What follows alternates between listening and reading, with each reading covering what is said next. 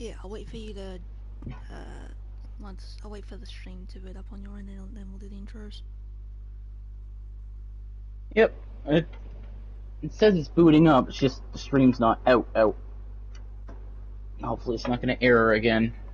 This is why I wait like Uh, 30 seconds to make sure. yeah, it's up. Alright, you in? Yep. Cool. Hello and welcome to our final Doki Doki Literature Club Plus stream. I'm Dragonfire2LM, joined once again by my best friend Gamer. Hello, everyone. And we're gonna do what's left of the side stories, and then just talk about the game and ramble a bit, I guess. Alright. Basically have, like, our thoughts. Yeah. Alright, ready? Yep. Reflection.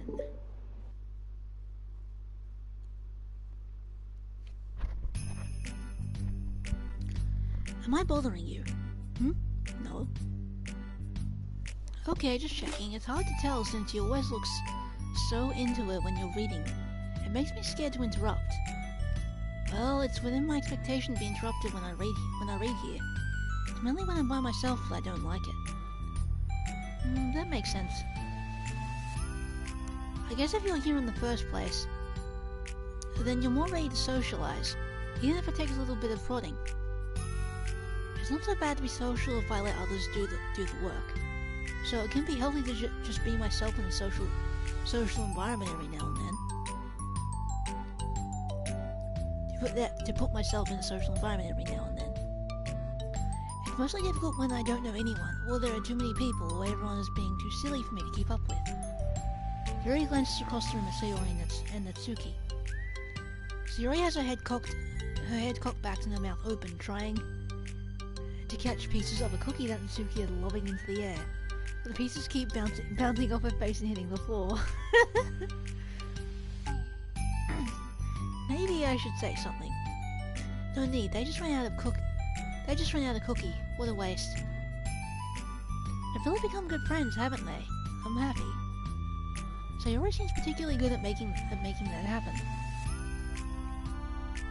But the two of them are both on the energetic side, so I suppose it works out well. Yeah, come to think of it, you and I haven't had many chances to talk one-on-one, have we? Though that may be partially my fault, since I'm supposed to be the one engaging club members. Not at all. I probably formed a habit of drawing minimal attention to myself. The responsibility is equally on me, at least to display some openness to engage. Well, what about during times like lunch? Do you meet up with friends? I just read. Oh. But I like it that way. It feels nice to be carried off again after a morning of classes. Do you always read fantasy? Oh, not always. I suppose it's all I've read recently, but only because I'm in the middle of this series. There are also 2 more books after this one. I guess those long books suit you well, since you spend so much time reading. Well, fantasy may be my favourite, but after that, I'm more or less indiscriminate to genres. I'll read anything with depth and maturity. Oh yeah? Even, like, romance? Well, there are a lot of books that have elements of romance in them. Oh, come on, Yuri, you know what I mean. Monica lowers her voice. It's a guilty pleasure of mine, so I won't tell anyone if you do too. Maybe more when I was in middle school. I mean, I was really lonely and people were mean to me a lot. So it kind of felt like... Please don't make me think about the past. Sorry, I just got super curious. You know, we should totally pick out a romance novel to read. That'll be so much fun. Absolutely not. Really? Even if it was just between us? Try someone asking who has no shame, like Natsuki. Yuri, it's fine to read romance novels. Sorry, I swear I didn't mean that. Well, I guess it was my fault for pressing you. I'm like that for things in my past too, you know. Things I feel too embarrassed to re-experience. There's nothing wrong with growing out of things, it happens to everyone. For instance, Natsuki's interest in manga reminds me quite a bit of how intense I used to be about my own interests. It makes me think that she'll likely grow out of it too. Hey, were you talking about me? No, we were just talking about how interests have changed over the years. When did you get into manga, Natsuki? Like a couple of years ago, I guess. I'd always sort of into it before that, but I wasn't really going hard until then. Oh yeah? What was it that inspired you to get more into it? I don't know. I guess, let me think. Because after I discovered a series I really liked, yeah, I was just like really fed up with a lot of things, and I got super into this one series that I really related to. I guess I had an edgy phase, and I just hated everyone around me and wanted to be by myself. Hey, kind of like Yuri. Monica, I'm sorry. That's completely wrong, so it's still cool that you both really found your thing. They're almost like opposites, but it sounds like they helped you a lot through hard times. You know it. Wow, what the heck? Is that book even bigger than the last one you were reading? It's technically slightly longer, but not by very much. How high do you think it would go if you stacked up the whole series? Suki estimates by holding her hand high above her head, sizing up an imaginary stack. I should get one of those mangas that's like 50 volumes long, so I can say I read more than you. Not that I have the money for that. Please, that would hardly count when your books only have a few words per page. I know, I was just joking. I can never actually read books like yours, it's too boring for me. Yuri shoots a glare at Natsuki. It's not boring. Chill, I said for me, not for you. I can have my own opinion, I just think it's too convoluted.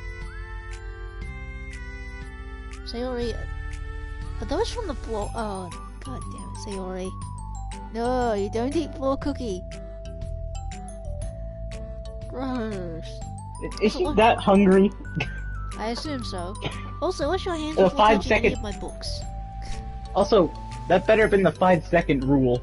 Ew, still ew.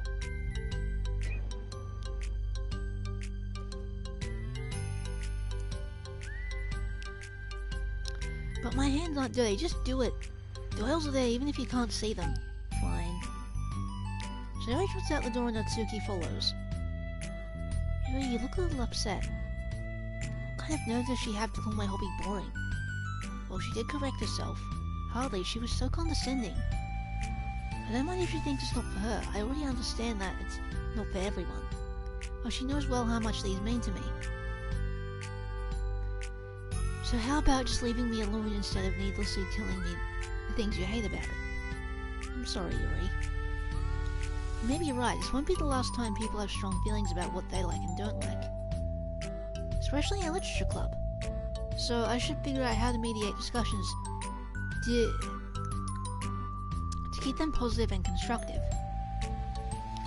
For the record, I've always been impressed by the level of creativity in your books and also your ability to get through them so quickly. Thank you. Okay, well, something I'll have to think about and revisit. I'm sure I can help Natsuki find some common ground with you. Common ground isn't necessary. I just wish to be respected. That then, either way, I'll do my best. I'm skeptical when it comes to Natsuki. I trust you, Monica, but I'm still skeptical.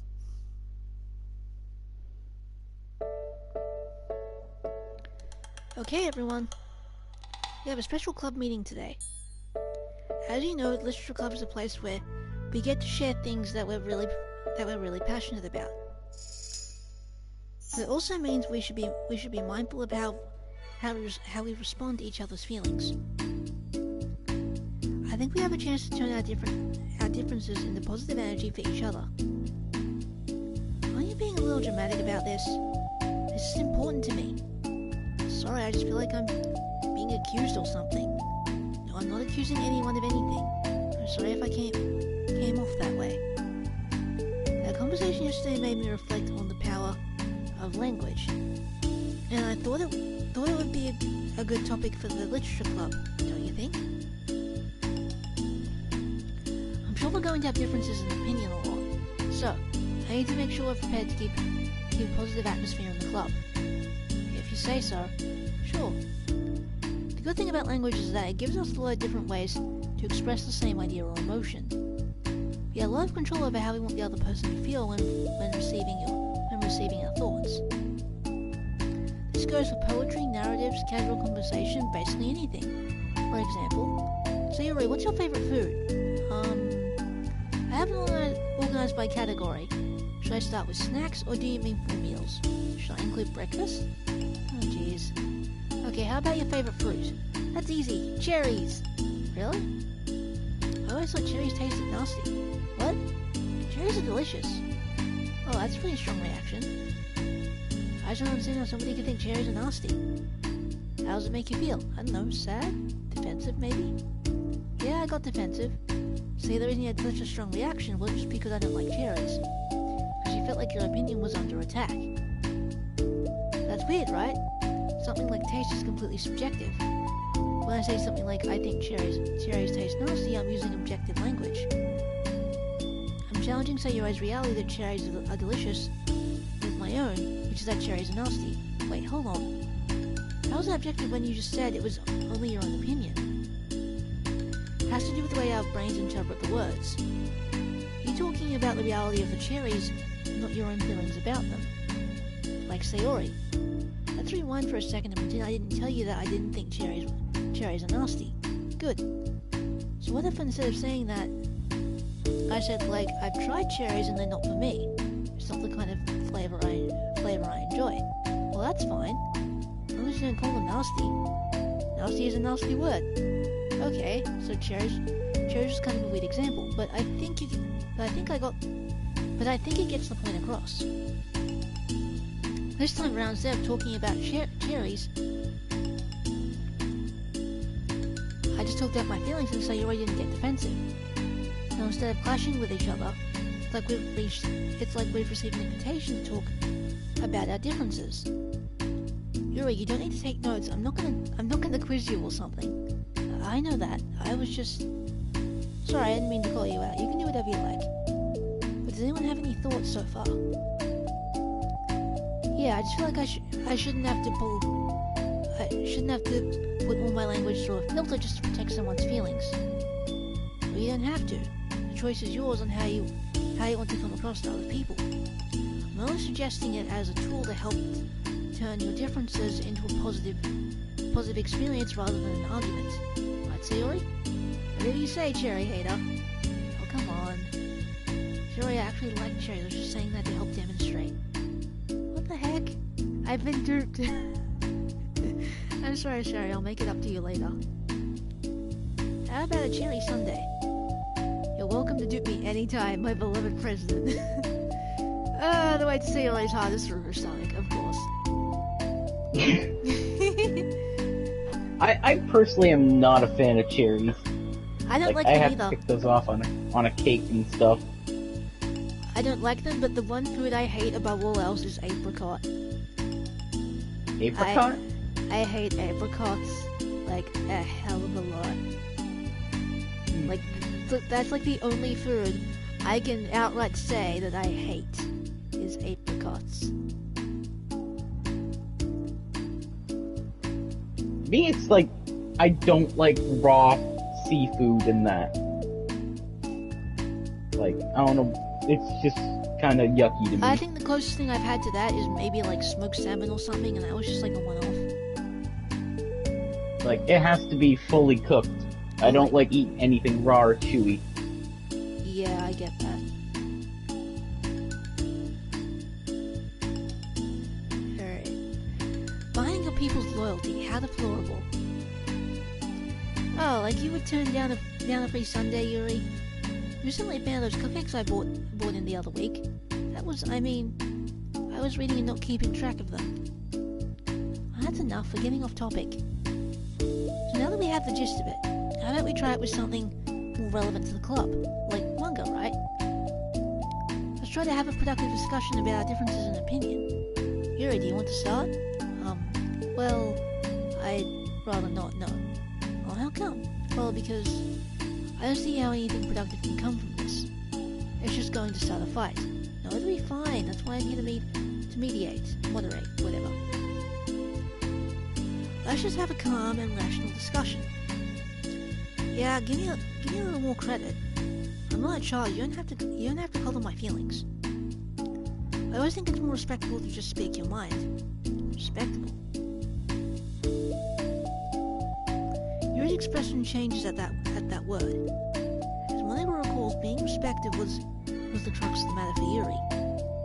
Well, the point of the exercise isn't exactly like it's fine. I have nothing against anyone personally.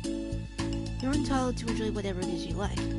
I just read more depth and nuance in my reading materials.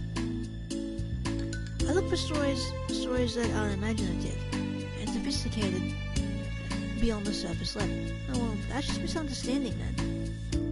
I thought you were gonna say that manga is for children or something. Like, I don't hear enough of that. There's plenty of deep manga. I'm not clueless about manga. I read my own fair share when I was younger. Wait, are you serious? How come you never told me? Because I'm past that point in my life, and I really prefer not to revisit it. I prefer more mature things now. Excuse me? Okay, hold on. Can I just jump in here? Just try to keep things subjective. Because if you imply that manga is immature, then aren't you implying that someone is immature for being into it?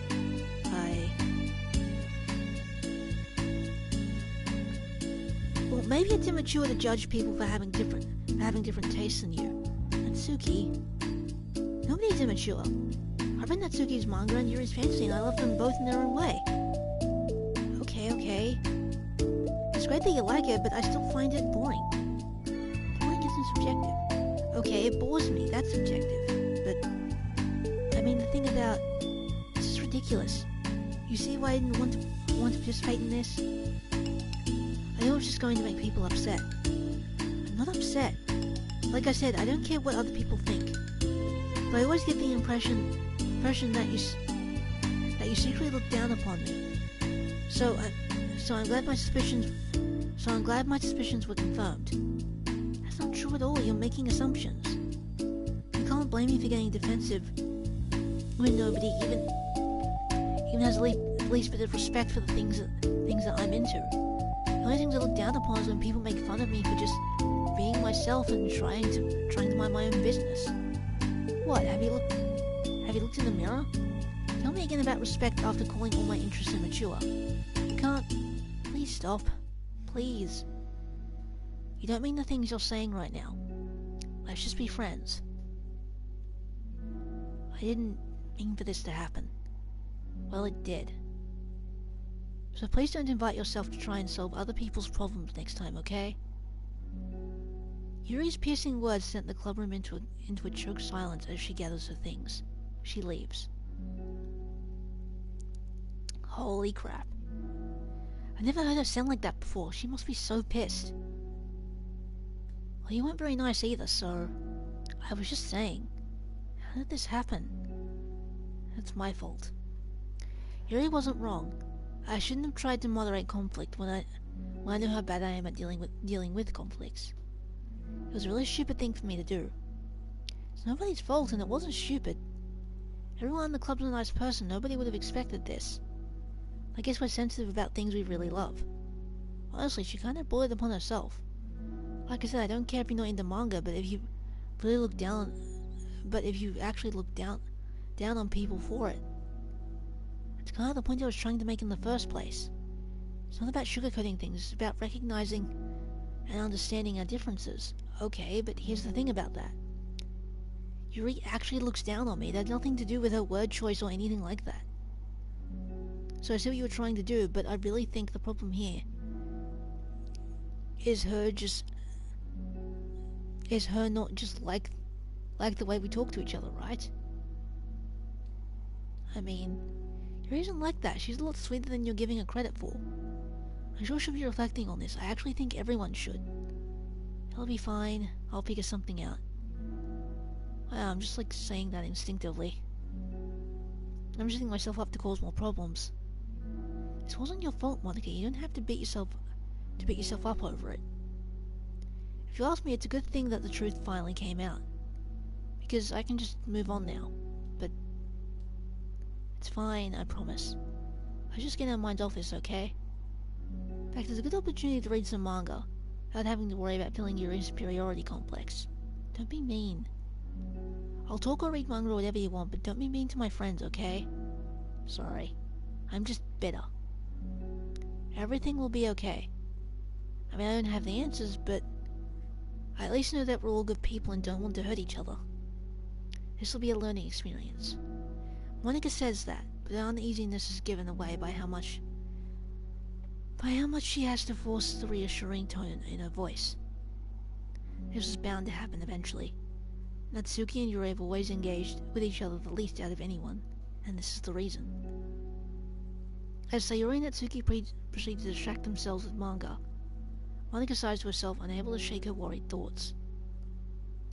Will the club really have to just come to terms with the fact that some members will be incompatible with each other? Monica desperately doesn't want to admit that. She knows Sayori doesn't either. But for once, a solution doesn't seem to be in sight.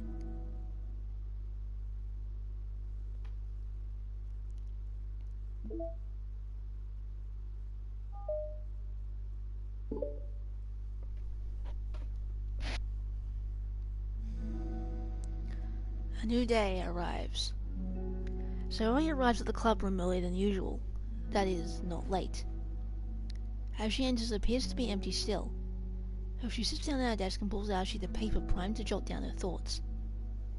Sayori has made a habit of scribbling her thoughts and feelings onto paper whenever possible, as it tends to serve as her best inspiration for poetry. My heart feels vacant because a ship sailed away. Yo. Natsuki? Natsuki pokes her head out from behind the closet door. Sorry, I didn't mean to scare you. It would have been a lot more awkward if I didn't say anything. I doubt you want me listening in on your poetry thing. Yeah, thanks for realizing that. Should I let you finish that up then? Oh, no, it wasn't. I mean, I just do it whenever it's convenient. You're not interrupting. Where's Monica, by the way? Oh, she is out in the hallway. Huh? Why? Well, just in case she runs into Yuri. Sometimes Yuri is too nervous to come into the clubroom by herself, so... Oh.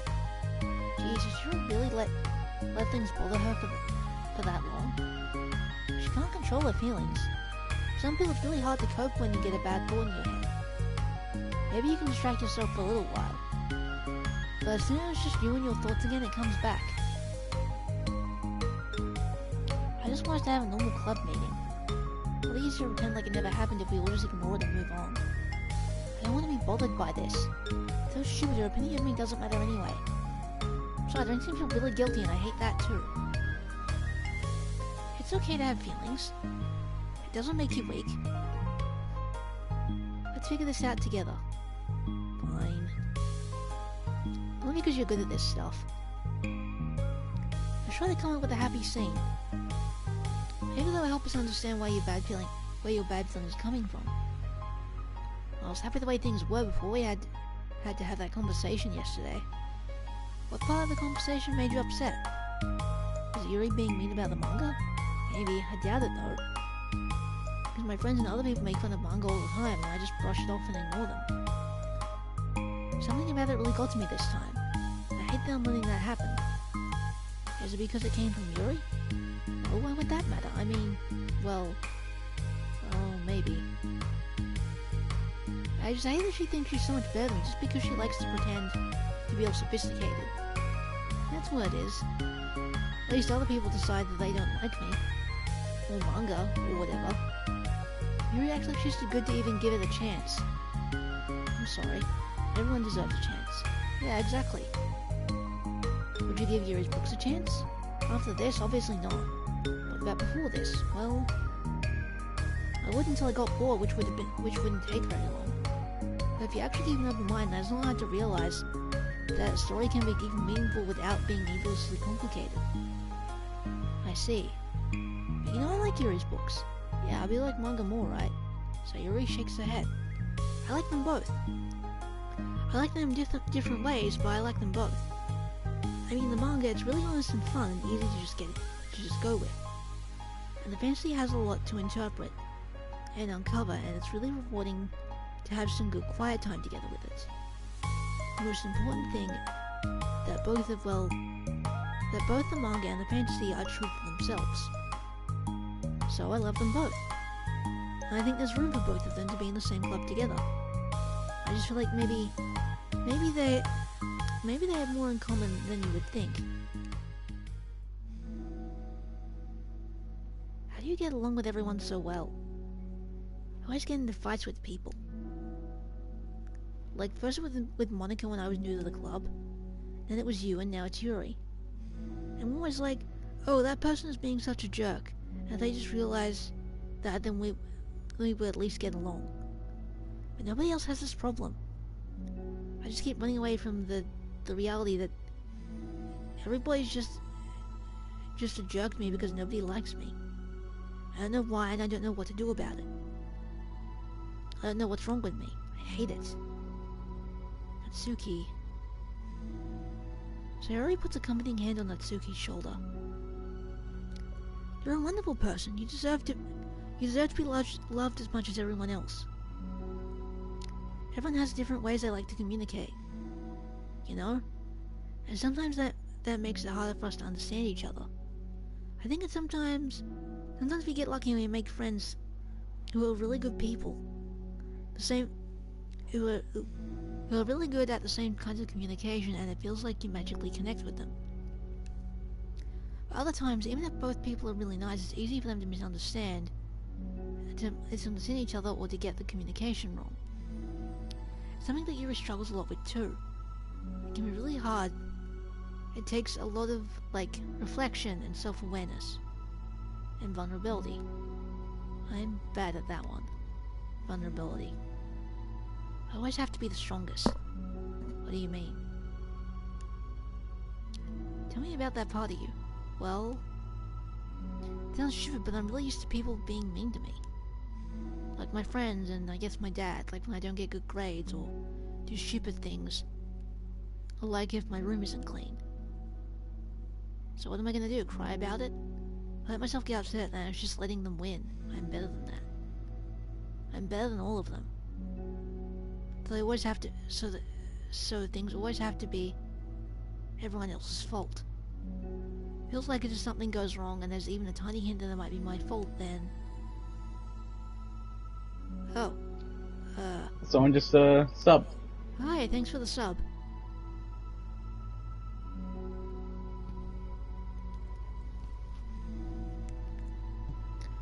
I just get really angry and I find ways to blame everything else instead. Do you see yourself as better than Yuri? If I said that, then I would just sound really full of myself. No. Our thoughts and our feelings are two different things. Even if we don't like our feelings, we have to understand them if we want to learn more about themselves. That's a part of vulnerability, you know? Accepting that we have feelings that we don't like. I hate that. My feelings make me a bad person. Because my feelings just want to tell me that I'm so much better than her.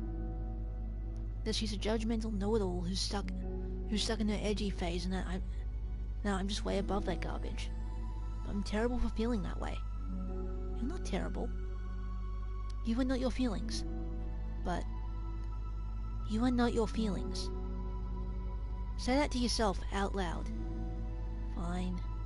I am not my feelings. The way I like to picture it is that those feelings are like your roommate. You live in the same house and you gotta see each other every day. Even if you can ignore each other most of the time, you're gonna run into each other every now and then, and it's gonna make you feel like poop. But the other option is to get to know each other. You can communicate and learn from each other, and maybe even help each other change for the better.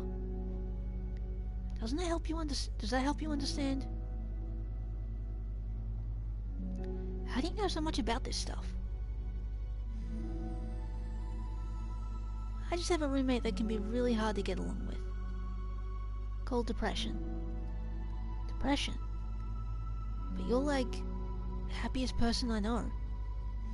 I am not my feelings. I want to be a good person like you. Oh, you little sweetheart. We're all good people. You and Yuri and Monica. I think Yuri will eventually learn that about you. Natsuki remained silent, feeling a little overwhelmed. Also, I'd just like to point out that bit about depression and like Natsuki going, but you're like the happiest person I know. It's like, it's very, very easy to just put on a front fake and a pretend smile. Huh?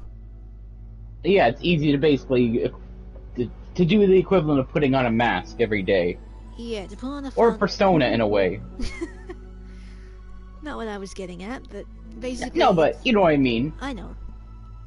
You put on a facade, an act, so people don't see the real you behind the scenes. People do that subconsciously, mind you. But basically, with this in particular, it's easy to just pretend everything is fine. It's easy to just go on and just do stuff to distract yourself. Because the alternative is kinda ugly.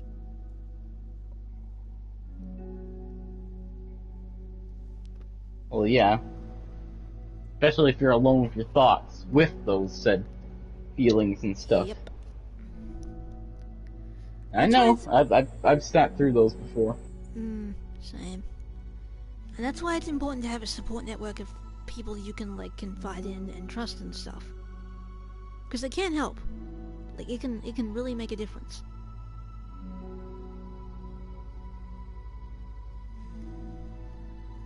Alright. Natsuki remains silent, feeling a little overwhelmed. Despite Sayori's kind reassurance, a complicated mixture of pain and sadness seems to feel as though flowing from a wound inside her. Was it a result of her vulnerability? No, it wasn't just as though she was inflicted a wound after becoming vulnerable. It was as though she began to rediscover an old wound, one that could not simply be bandaged and left alone any longer.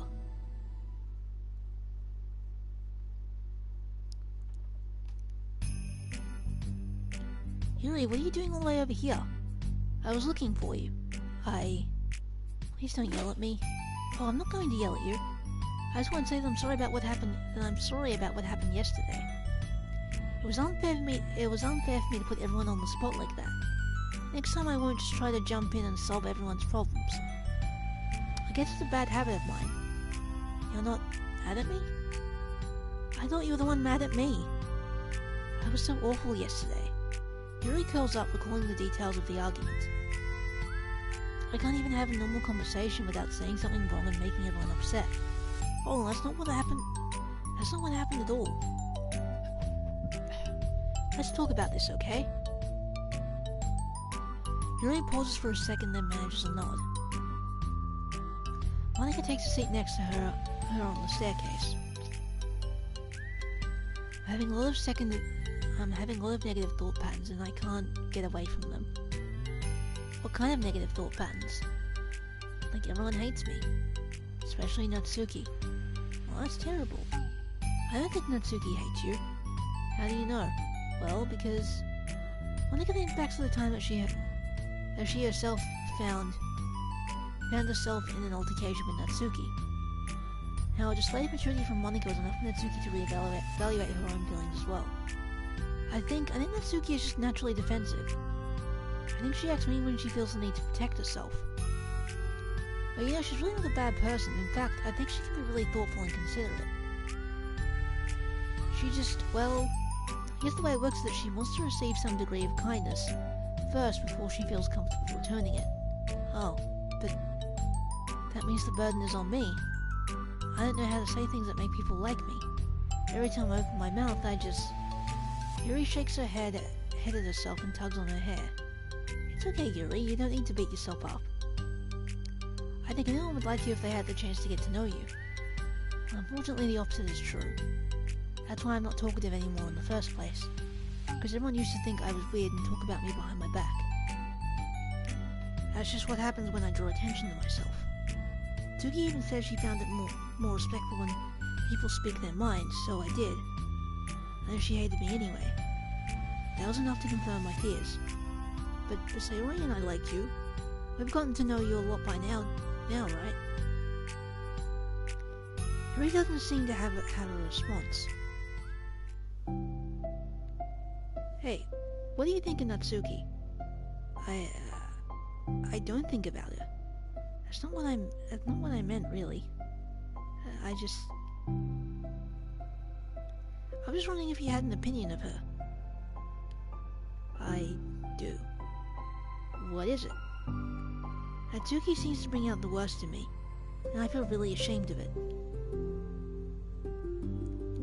I like to think of myself as a fairly sophisticated person, so for someone to just treat me like I'm inferior despite my tastes, that's just the worst kind of insult coming from someone like her. It makes me think bad things about her. If everyone else seems to like her, the only explanation is that it's me who's doing something wrong again, and my feelings about her are wrong. And I'm wrong to get upset over something childish and inconsequential. No, Yuri. Feelings are never wrong. Oh, they're not right. That's the thing. Feelings are never right or wrong, you know. They're just a state of being that we don't always have control over. That doesn't mean they have to control us. I feel like that's something I learned around when I first started the club. We can hide ourselves for feeling a certain way about things. Or we can, just acknowledge that they exist and try to understand them better. I can never be mad at you for just feeling a certain way. It's about how you handle them. And I think working through feelings is a great opportunity for teamwork. Yuri wears a defeated expression. You make it sound so easy. You're so mature. So good with people. I feel like such a child in comparison. Oh, Yuri. I'm far from perfect. But these are learned skills. They didn't come naturally to me either. It's just really hard to reflect on yourself and separate your feelings from your thoughts. I just want to be a good person. But I think it takes a good person to get this far. That's not good enough. I want to be able to communicate it to her. Communicate what? How I feel. How it makes me feel frustrated and upset when she's so negative and dismissive of the things that mean so much to me. And how it reminds me of me. Because I know what it's like to feel misunderstood and angry at everyone. And telling yourself you're better than everyone else is just a defense mechanism. We're just people. We're fragile and unstable. And I'm just tired of getting in the way. I can't stand it when the peace is disturbed like this. Yeah, you can't focus on your reading when the peace is disturbed, right? Because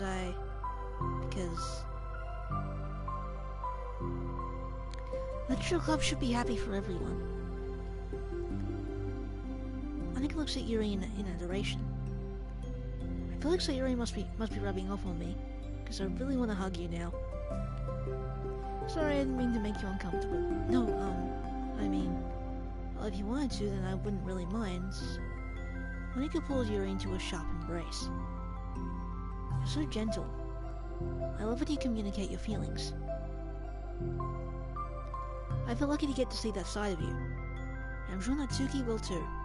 I'm going to write her a letter. Oh, letter? What a great idea. Just because I'm not good at talking, especially under pressure. I always let my feelings get the best of me and I forget to say all the important things. And I say things I don't mean. I think a letter would be wonderful. Such a nice way to communicate. Yuri's face hardens with determination. People don't naturally gravitate towards me like they do for you and Sayori. My personality isn't just suited for that. And I wouldn't want it to be. For something I've learned is that friendships don't always just magically appear out of thin air. For instance, I never would have seen myself making friends with someone like Sayori. We're opposites in a lot of ways. But I'm friends with her because she put so much effort into understanding me so that we can get along. I think it was the same with you. You both gave me a lot of time and patience. And Wonder if she feels the same way. Natsuki? Yuri nods. I always thought that if I wanted to make more friends, I had to be somebody that I'm not. That there's a type of person or a magical formula I have to follow in order to make someone like me. And that's just like me to think that. Always so occupied with myself that I fail to understand other people. Yuri shakes her head. Friendship happens when you think about the other person. When you offer time and effort to understand them, and respect them, and trust them, but they also want to be a good person. That's why I learned through my observations in the literature club. Observation? Monika was caught by surprise. Yuri always kept to herself so much that it's so unusual to hear her suddenly talking about the club like this. But Yuri gently smiles to herself. You always let me listen to your thoughts about people. Sayori too. It makes me happy because I learned a lot of things. That's so sweet, I had no idea it meant that much to you. Monika never thought much of it, but in the past weeks, Yuri always seemed to be especially attentive when it came to the problems and concerns of others. Always willing to listen and learn more about her friends in the club. It's true, Sayori and Monika are naturally more comfortable with other people, and can more easily work through situations of conflict. That doesn't make them better people. Everyone has strengths and weaknesses and the capacity to improve. And the first step toward improving oneself is reflection and self-awareness. It's something that Yuri never gave herself enough credit for, but that Monika can recognize as an incredible trait. And with that, her confidence in the club is restored.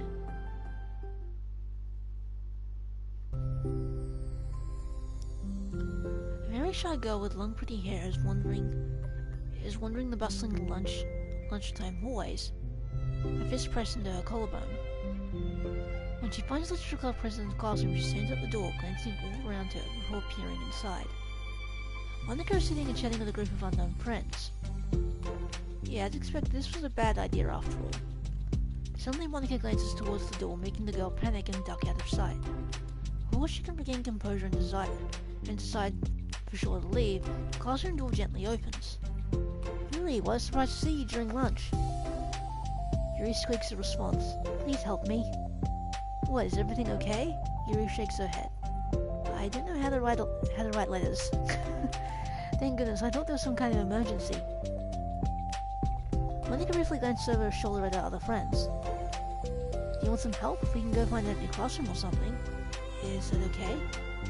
I felt bad taking you away from your friends. It's totally fine, I promise. We really weren't doing anything. One sec. Monika trots back into her classroom, says something like, I gotta go, to her friends, then grabs a pen off her desk before returning to Yuri. Okay, let's find somewhere quiet. Yuri nods and follows Monika as the two of them set off. How are you today? Huh? Me? Well, yes. Oh gosh, sorry, I was just caught off guard. I'm doing well today. Just tired. I never seem to get enough sleep during the week. How come? Oh, I don't know. I think I'm just really distracted. I get really sucked into things and start neglecting the time. Me too. I do that too. Hey, this classroom's empty. Let's go in here. After peering inside, Monika opens the classroom door and the two of them enter. Yuri's moment of relaxation ends. She watches as Monika pulls two chairs up to the same desk, and obeys as Monika beckons her to take a seat. She stares down at the empty desk. You nervous? I don't want to do this. We don't have to. We can come up with something else. Yuri shakes her head. It's my chance to do something good. I need to take initiative. Gosh, you must be really determined.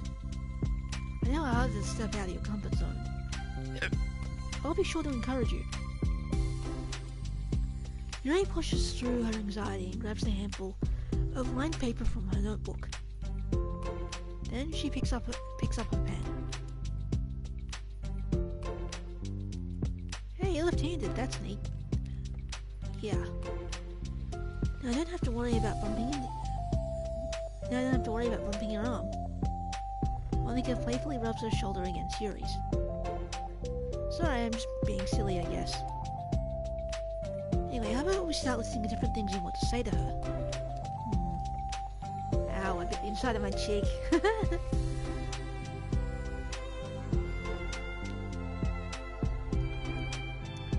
Yuri thinks. I feel embarrassed all of a sudden. Oh, that's okay. How about some of the things you said to me yesterday? But never mind, I guess I'll try. Yuri thinks for a moment longer, her tension evident. Then she writes the words, reflection.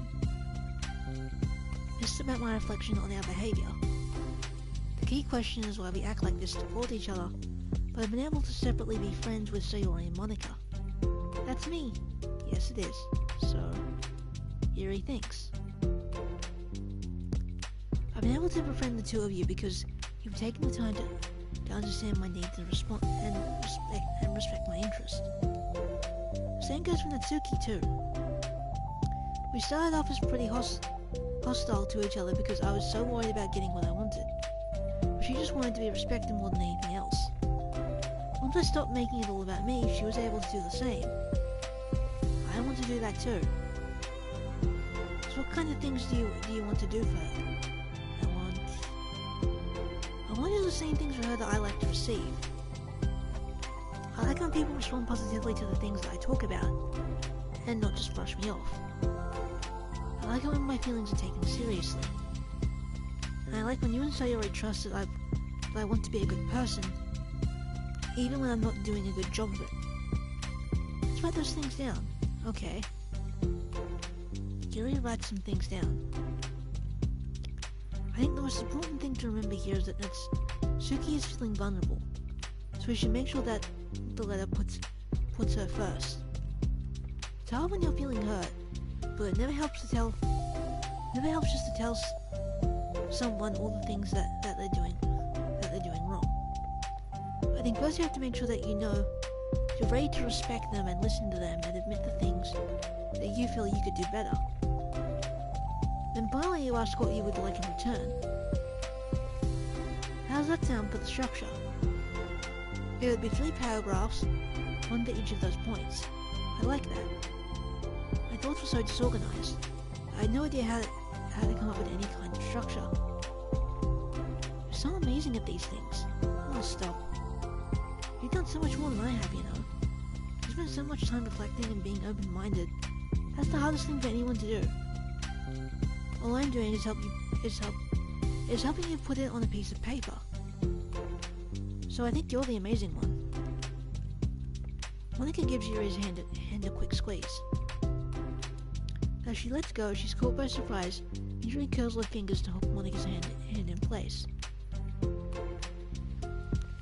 a while I sit like that in silence, save for the occasional scratchings of Yuri's pen against the paper. Yesterday, you told me something that I'm thinking about a lot. What was that? The things about how feelings aren't right or wrong, and that they're just a state of being we need to come to terms with. It made me think about how a person's behavior isn't always just how they decided to be. It's also made up of their past experiences and their insecurities. I think that helps me see other people as actual people, rather than as insignificant side characters who are out to get me somehow. Is that how you felt about Natsuki? Yuri nods. But in reality, everyone is always trying their best and everyone wants to be happy. Monica peers at Yuri's paper.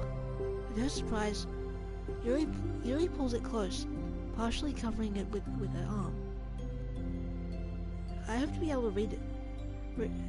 I hope you're able to read it to help out, you know. It's okay. My thoughts are a lot more organized now after being able to talk to you about it. Now that I'm actually putting it on paper, I realize I'd rather prefer others not to read it. Yuri laughs softly to herself, for her expression. I'm kind of glad to hear that, actually. I somehow keep finding ways to butt into this whole thing. I've done enough damage. It's also been so wonderful talking about this, I mean. I always thought you were really smart, but Yuri smiles. I'll always be terrible at these things. People are just so incomprehensible to me. I'll never get the hang of being one. Listening to you so much has really helped me make sense of some things. So just don't call it damage, please. Monica gives that a gentle smile. I can't believe I came to this club looking for fantasy geeks and all I get was a friend and all I got was a real friend who values me. Is that a joke? Of course it is. I still can't tell with you. Sorry. No, I love it. Please never change. As you wish. Harry glances at the clock. We're almost out of time. Will you be able to finish? Before the end of the day, probably. I don't want to come to the club the same day that Natsuki reads it. I'm too shy. I can give it to her instead if you like. Yuri nods. As long as you promise not to read it. Of course I promise. Thank you. Yuri exhales and the two stand up. I'll message you when it's ready. Monica nods. Good luck, I'm here if you need me. Yuri returns a nod and the two depart. Oh, was that it? Okay. So... self-love.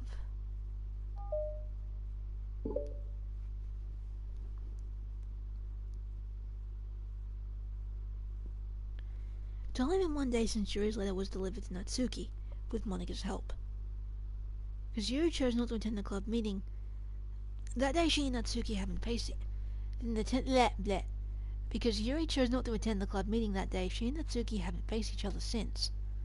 Though it's early lunchtime, Yuri finds herself anxiously counting the hours until she'll need to face the outcome of her efforts, whether good or bad. And because the passing by of students was making her feel even more anxious, Yuri picked out the most secluded spot she could find to spend her lunch. Because the staircase is under maintenance, no student would have any reason for coming here. It's such a relaxing feeling to have a moment of solitude in the middle of a frantic school day. What are you doing here? Yuri dips her book with enough force to wrinkle the paper beneath the pressure of her thumbs. Well, what are you doing here? I just came to get a drink from the vending machine. The other one's out of the drink I like. Yuri notices Natsuki fidgeting with a few coins between her fingers. She nods and avoids eye contact. Natsuki, also looking away, shuffles over to the vending machine. It's so quiet that every one of her movements seems to reverberate through the entire stairwell. After far too long, she finally receives her beverage, which she then fidgets with it in place of the coins. It's some kind of iced tea. Instead of leaving right away, Natsuki just stands in place. She glances all around her. It's like way too quiet back here, it's creepy. I mean, it's totally cool that it's like your thing or whatever. Like, I can see how it suits you, so... because I think you're creepy or something, I didn't mean that either. Yeah, I'm just gonna stop talking, that seems like a good idea. It's okay. Everything is okay. Yuri finds herself attempting some words of comfort after hearing Natsuki stammer herself into dejection. Seemingly in response, Natsuki approaches the base of the stairwell and hesitantly sits down near Yuri. Well, I can leave if you want. Yuri shakes her head. Natsuki twists the cap of her drink and takes a sip. Despite receiving Yuri's general permission, Natsuki doesn't say anything more. Yuri continues to read, or at least pretends to. And the two just sit there for a long time. The tension seems to fade a little bit as time passes. Even without any words, there seems to me at least something, though it's not clear what that may be. Lunch ends more quickly than expected. Natsuki is the first to stand up with her empty drink bottle. You coming today? To the club. Yuri nods. I'm sorry for being so awkward. I'm really bad at talking about this stuff. I just can't for some reason, I don't know why. But I want to eventually. There's no rush, I promise. Thanks.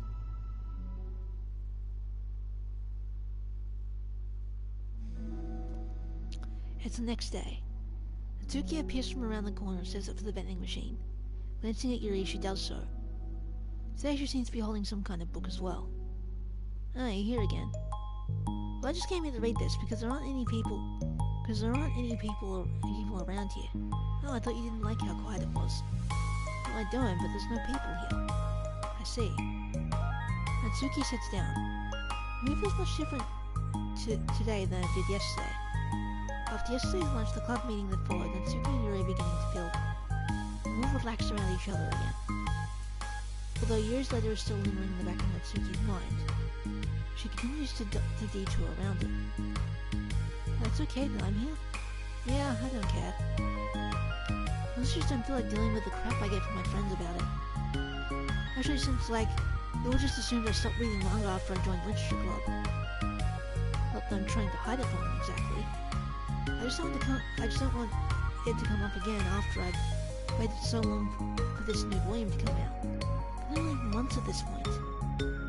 You don't have other friends who are into manga? Well, unless online friends count.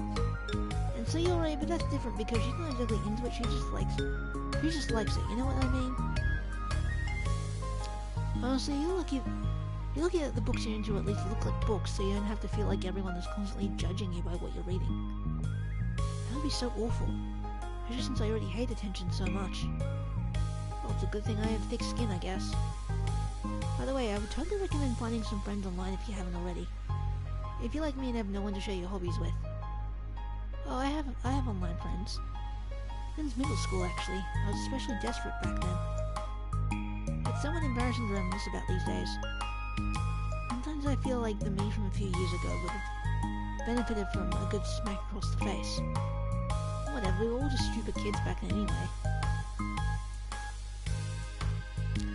Some of the fanfics I wrote, thank God I used a pseudonym. But I liked it at the time. I got a lot of fulfillment out of it. Plus, I can look back and say with confidence that I've become a better person since then. I don't think I would change anything. I'm sure a few years from now we'll think the same thing about our current selves. Probably. Doesn't it make you uncomfortable? No, of course not. I don't care what other people think of me, especially someone who doesn't even exist yet. Right, here. Natsuki raises her hand to her face and forcefully slaps her own cheek. That's me from the future coming to terms with me right now. Also, ow, I didn't mean to do it that hard. Yuri doesn't seem to react. But then, to Natsuki's reply, Yuri shyly looks at her before lifting her arm and doing the same thing to herself, at least smacking her cheek. She turns red and stares into her lap, but is unable to hide a smile, as though it was a really funny joke. Oh, that's what I'm talking about. I didn't know you had it in you. I don't know. I don't even know why I did that. I thought it would be funny. Sorry, I keep distracting you. You're looking forward to reading, but I keep going on about all this nonsense. I'll let you get to your reading. Oh, right. Yeah, I guess I'll do that then. Conversation is quickly Natsuki opened her book. She reads silently for the remainder of the lunch hour. But the whole time Yuri feels distracted by a twist of regret over having to abruptly force the end of their conversation.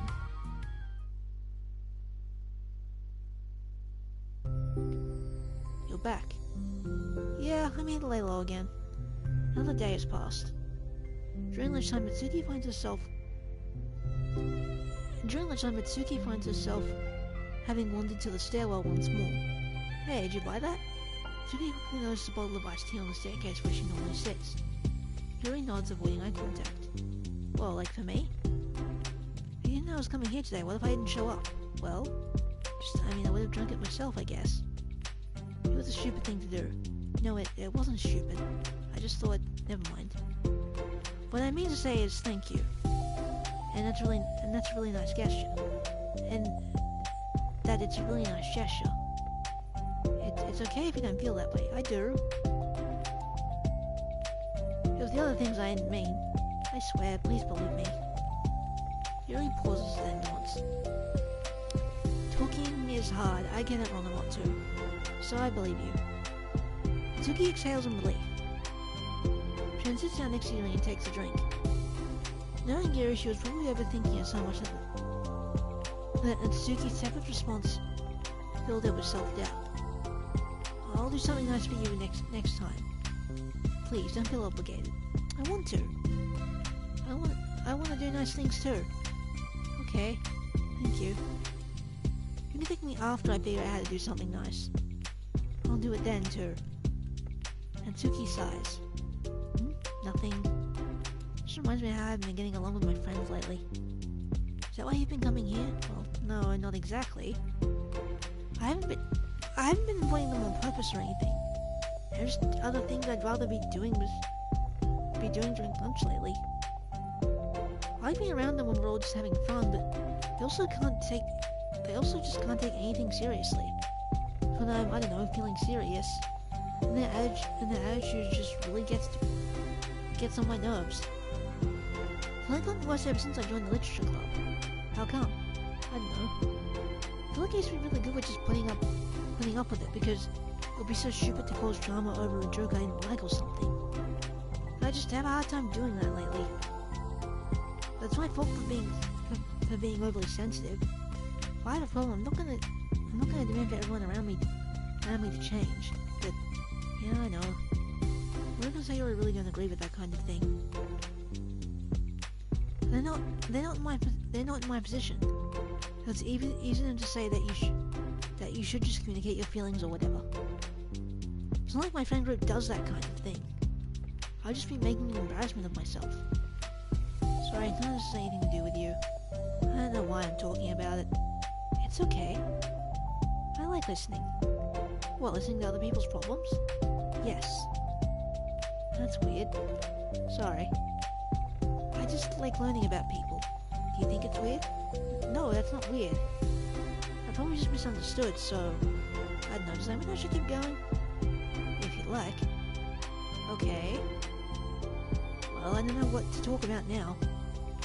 What are some things you like about your friends? A lot of things. And they're really fun to hang out with, like after school, and on the weekends. And I really like my baking. And it's fun to complain about school together. They make me laugh a lot, and we have a lot of good memories and inside jokes. Huh. I'm bad at a lot of those things. So? Those are things that are important to you? Well, kinda, but they're not things I need to get out of... They're not things I need to get out of everybody. Everyone in the club is really different from that, but I'm still friends with them too. Well, Sayori really likes your baking, and she makes you laugh, and she complains a lot. It doesn't mean she's anything like my other friends. Well, like them, she's a nice person who cares about your feelings. Excuse me? How about you don't talk about that? Bleh. How about you don't talk that way about my friends that you don't know anything about? Suki stands up. No, wait. Sorry, I didn't mean it. I just didn't want to say something bad. Please don't leave. And Suki sighs and shakes her head. It's fine. Don't you understand that you can't just judge people like that? I'm sorry. Suki sits back down. You can't just compare friends like that and, like, measure who's better than who. Everyone's different. I'm sorry, I just don't like people who want to hurt you. A moment of silence stretches between them. I don't want to hurt me. We just like to tease each other about stupid things. It's fun. I don't like that. Well, that's why I'm friends with them and you're not. You like it? Just don't worry so much about me. It's not worth it. I'm sorry. I wish I knew how to help with social conflicts, like how Monica can. She's good at these things. Not really. Also, I don't always want help. Sometimes it's just stuff I have to deal with myself. That's what Monica and Sayori never seem to understand. Sometimes all you do is look at them wrong, and they're like, oh, what's wrong? Is everything okay? I just want to mind my own business sometimes. Tell myself if I want to talk about things. The only one who understands that is you. So you really shouldn't be so hard on yourself. You're not as bad as you think. Oh, you don't need to reassure me or anything. I mean that. Plus, it makes sense to someone who doesn't who doesn't like to talk a lot would make a great listener. Thank you. You're also nice. Natsuki's friends are still dicks, though. Well, yeah. That'll come to a conclusion in a bit. Then again, I also get where she's coming from, and not wanting to poke the hornet's nest, so to speak. Yeah. Because, like I said, even though some friends appear to look like they're, crapping on them, that could be just how the friends are, I think in this case specifically, it is honestly crapping on them. Yeah. Yeah, like I think it is a toxic friendship, and Natsuki's kind of just putting up with it because she doesn't want to deal with what would happen if she tried to do more about it or do anything about it. Like she's just used to the bullying at this point. Yeah, I can understand that because I've had toxic friendships in the past as well. Yeah. Plus, it could just be the fact that she's not even aware of how bad it is. Because... Yeah. And it doesn't help, especially if you're you're local with those said friends, Yeah, like... Me in high school, I had a couple friends, and looking back, it's like... Why was I friends with them? They were kind of manipulative. Oh, yeah. Like, it wasn't anything major, but there were just a couple key instances. Manipulative, talk shit about you, basically talk down about anything you would ever say or have an interest in. Yeah. I pretty much had similar experiences.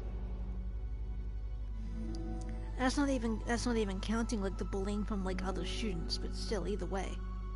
It's that yeah. Natsuki's kind of just putting up with it because what else can she do? I can't personally talk about bullying in a way. I've only been bullied once. And like I said, the bully couldn't really do anything to me.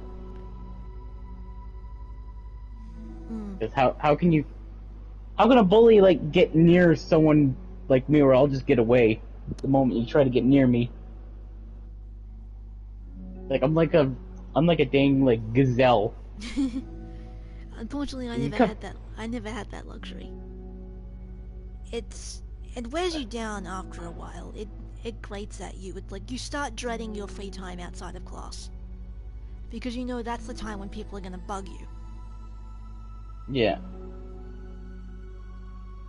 Like I said, I've never really... Like I said, I had the fortunateness of having older brothers, right? Yeah. So if anything happened to me, and like I said, my brothers had reputations.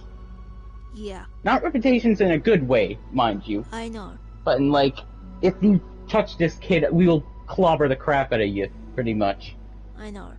And I'm glad you never had to experience the sheer and utter paranoia of just walking through a school gate and knowing everything's gonna go to shit as soon as there are no teachers around. Yeah. Well, even when there were teachers around... I have been harassed and bugged a few times. Yeah. But not really bullying or anything. It's not physical bullying, it's not the shit you see in cartoons or on TV and crap. It's psychological, you are there for their entertainment and they will wear you down and they don't care. No one cares. I know. Like this one stupid kid. I was just sitting by myself playing with my PSP. Yeah? He's like, "What you doing?" I'm like, "I'm playing PSP." And then the kid turns around and starts yelling at everyone else, "He's playing PSP!" Like, can you just mind your own business? Yeah. You know what I mean? It's really annoying. Imagine you're sitting there having lunch. It's a quiet corner, maybe in a little nook and cranny by a building or something. And you're minding your own business, and it's just a bunch of kids. They come up and they just start talking shit. They just start watching you. They start basically doing the verbal equivalent of poking you with a stick. Yeah. That was my life every single day for pretty much the entire time I was in high school. 6 fucking... No, wait, hold on. 7, 8, 9, 10. Yeah, 6 years. 6 years of that. I'm sorry you had to go through all that time. All that stuff. And I was considered the kid with anger management issues because people just wouldn't leave me the fuck alone. Oh, I've been to anger management as well. Like, the first couple of years, it was mainly for the first couple of years, right? Because it's like, why are you being dicks? And after that, I kind of just put up with it. I just kind of sat there. Yeah, I did get riled up. I did kind of tell them to, hey, leave me alone and stuff, but that was all I did. Because what else could I do? That's the thing, yeah. I don't even remember what they said. I don't remember about anything that was directly said at me. All I remember is that they were being verbally abusive for shits and giggles. And I was basically just paranoid walking into school every day. Yeah.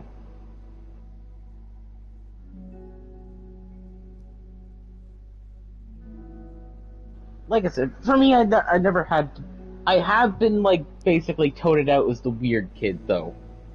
Despite not being bullied or anything, I was still the person that people would most likely avoid if I wasn't with a friend group or anything.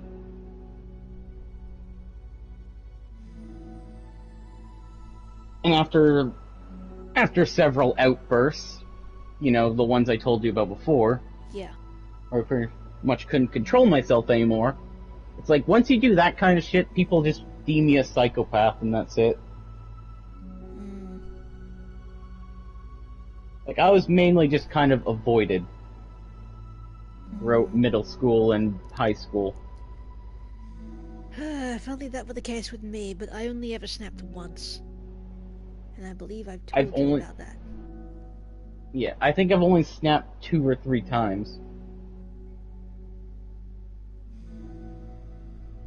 And like I said, it wasn't even really, except for the one time, but it was mainly teachers. Teachers are just assholes at times. It's the opposite with me, it's the kids. Kids are fucking evil little shits. Well, for me, it's like... Still. Yeah. For me, it's like the teachers never really gave a damn. It's like they just wanted, like, to teach just to get their paycheck, you know? They didn't really care that you were struggling whatsoever. They didn't care if you had problems. All they cared is if you passed their grade or not. They didn't really give a damn. Like, most of my teachers were basically that. That sucks. Old grumpy-ass people with nothing better to do than give, like, a kid shit. And I've had I've had teachers who verbally abused me by screaming and shit at me. And it's because of them I have, like, a kind of a trigger thing in me. If somebody screams in my ear, I'm gonna basically knock them out. Like I said, I've only told you, there's only one good teacher that I can remember. And that's it. All the others are kind of assholes. That just sucks, dude.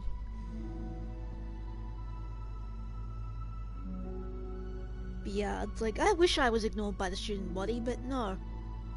I had kids, like, several years younger than me bully me. Yeah, but... Even after I graduated, too. Even after I graduated high school and I was still in the area, I would occasionally get on a bus, and then there'd be students there, and it's just like, what the fuck are you doing?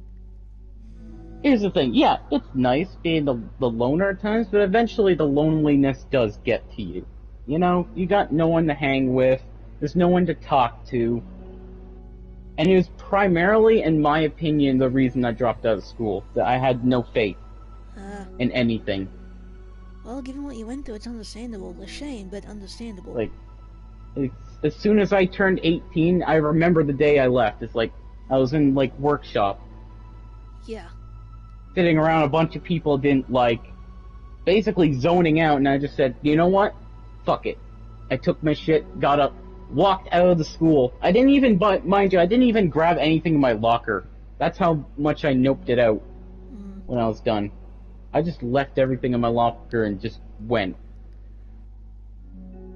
There wasn't even anything important in my locker anyways. It was like a couple of art projects and stuff. But it's like I hated every moment of school because, like I said, I was pretty much an outcast no matter what school I went to. And even if I did try to express myself in some way, like I said, people would think I'm weird. Kind of what like Yuri said. Every time, it's kind of like what Yuri was saying before. Like whenever she tries to open up, right? Yeah. People will just think she's weird, and so you just shut yourself out. I know. That's pretty much what I've done.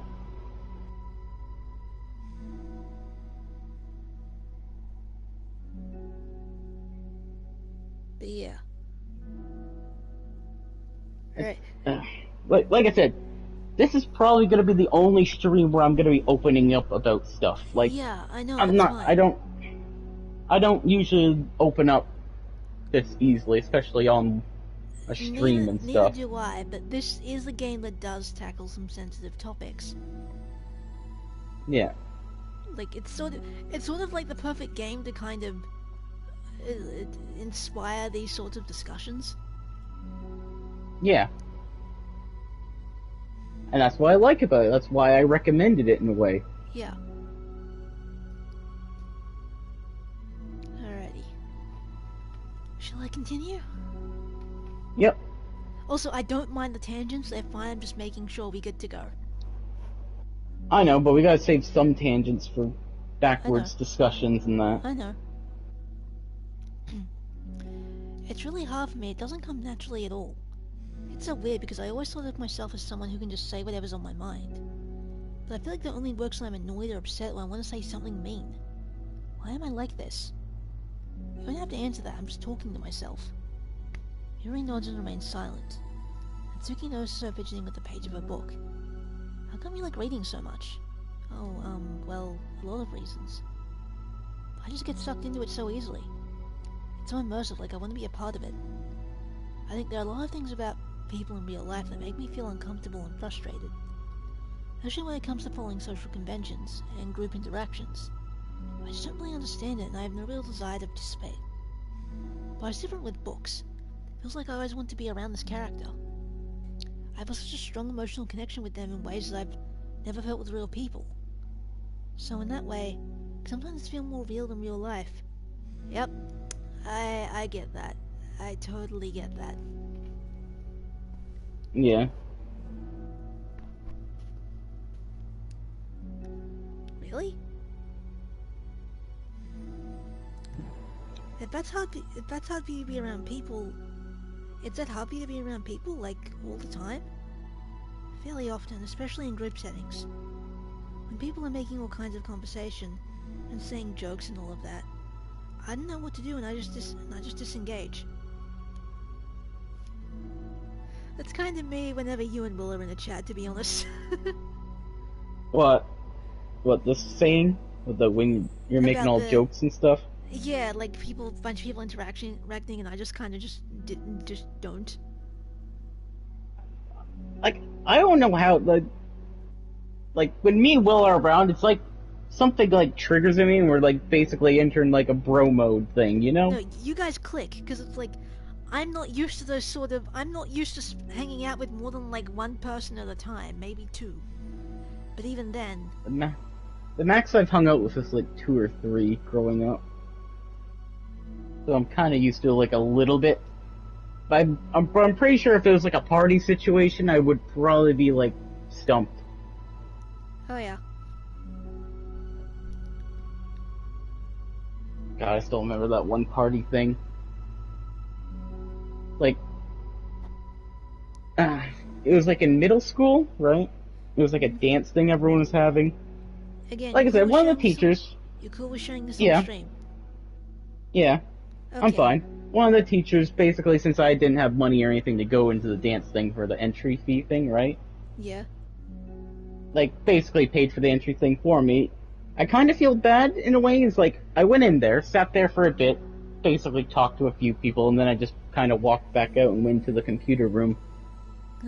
It's like, I can't click in a situation with, like, groups of people. Neither can I. Like, I need, like, basically a private space. Remember there was this Christmas party that Mum and I were basically dragged to by now, I think. I'm not even sure if Mum even wanted. I think Mum wanted to go. I can't quite remember, but basically it was this big family Christmas party a few years back. Like a long while back actually. And it's like I didn't know anyone. There was nothing really to do, so I kind of just sat there, playing their game console and stuff the entire time. Yeah. So yeah, it's like that's me. I don't do the social. Here's the thing, my anxiety's like, even going out to a simple mundane store does bother me in some degree. Like, I always feel somewhat anxious. I feel like eyes are always on me in some degree. I honestly hate it at times. That's why I don't really go outside much. And that's perfectly fine. It's not like you can help it. Like, I'm more comfortable if someone familiar is with me, you know? Yeah. But if I'm, Yeah, I like, get alone, the anxiousness is, like, through the roof. It's like, are they gonna think... The first thing I think in my head is, like, do they think I'm gonna steal or something? Because I don't really dress the best, you know? Okay. I do wear a hoodie and that all the time. Nothing wrong with that. So I worry. And we've had issues before our family, like, in thrift stores where store workers would be basically stalking us and stuff. And that doesn't help either. Because they would basically assume we're stealing based on the way we dress. Well, unfortunately, that can't be helped. It's just... Some people are just judgmental, I guess. And like I said, it's kind of hard to go in any kind of store with me. I do get really... basically anxious and nervous. Like I said, I can't really help it because, like I said, I am actually diagnosed by my doctor. Yeah. With social anxiety and agoraphobia. So I'm not sure if I should, like, bring up the potential depression thing with, like, my GP or something, but I just can't be bothered. Yeah. Mind you, I can talk. Yeah. Mind you, I'm talking fine and being chill and everything now, but it's like I said, it's like putting on a mask in a way. No, it's because you have that safety net of it's online and we're not face to face. Yeah. Like, yeah, you probably might be a bit more chill around me face to face because we've known each other for years, but I'm still gonna be kind of jittery in a way. And that's fine.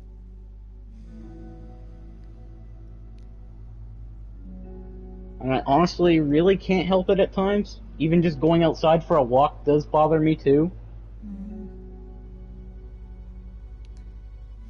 And hey, there's nothing wrong with that. That's fine. You do what you're comfortable with. I know, I just always get crap about you should go out and get exercise and that. But like I said, another thing comes to mind. If I do go outside and walk by myself, it kind of gets depressing in a way. I have no music or anything to distract me or anything, and that's why I suggest, like, maybe get an MP3 player or something later down the line and try taking that out with you when you go on walks. Yeah. Because I used to take my iPod everywhere when I was still, like, out and about going to uni and stuff. Yeah. It's not just that I've already seen everything in my town, because I was born in it, pretty much. Yeah, I know, like, every little detail. So there's no sense of, like, exploration or anything, you know?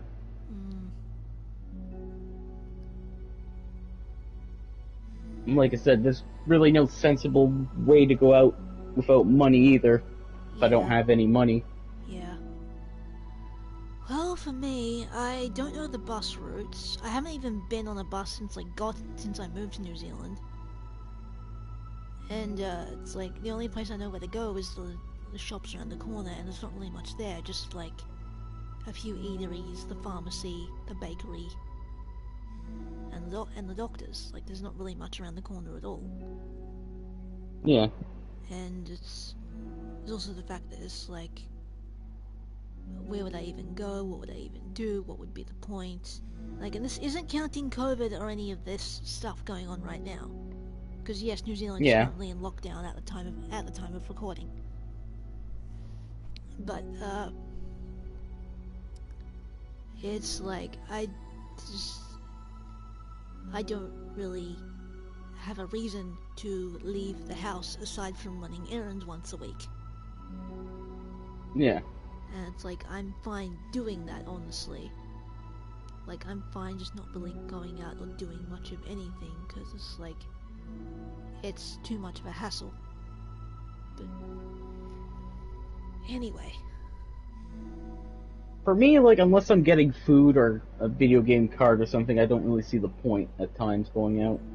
It may sound depressing, but not really. It's I just your often comfort zone. can be depressed at times. It's just But your I do. The worst part is I do want to try to be active. You know. Yeah. It's just the motivation is just dead. There's nothing to like get the wheels going. You know. I know.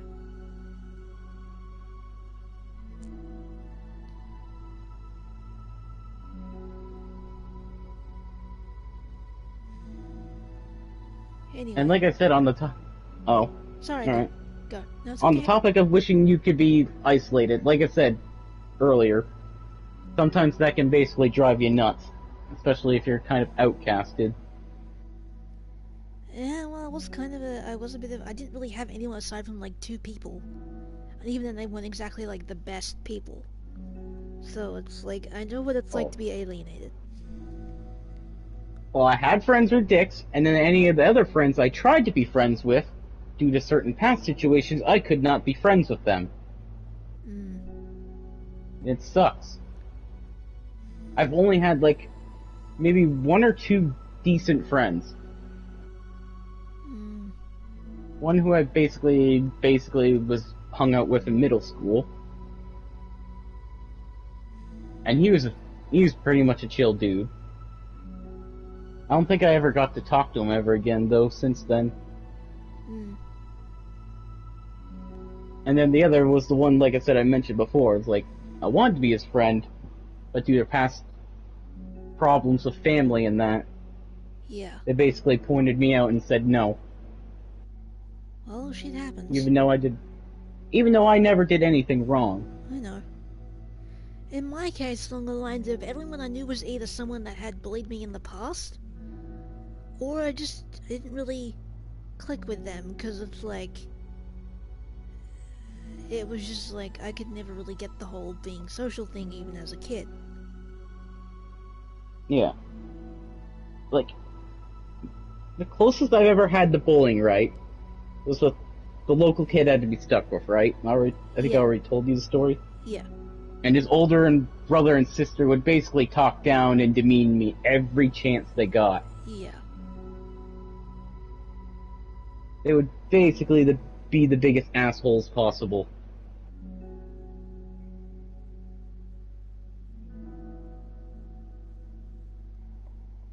Did I already tell one of the stories in the previous streams and that, or? I think you might have, but it's okay. Alright. Also, sorry for the tangent again, if you want to keep reading. Tangents are fine. Alright. It's just, with these tangents, this game will be the only chance I kind of open up in a way. So I'm not going to really do that on a Sakura stream, for example. No. I mainly want to poke fun at stuff and that. Yeah, I know. But anyway. That doesn't get lonely? I don't think so. I can still enjoy spending time with people one-on-one, and I have online friends too, of course. Do you ever wish that you could be friends with the characters in your books? All the time. Same, Yuri. Same. Sometimes so badly that it makes my... More like in video games, yeah. Well, video games, anime, cartoons, yeah. Sometimes so bad... Yeah, pretty much... Oh, sorry. Go. Oh, just like, I was just basically trying to confirm, yeah, I feel like that too sometimes. For me, it's like all the damn time because I give a shit about the characters. Yeah. Like these characters, for example. Yeah.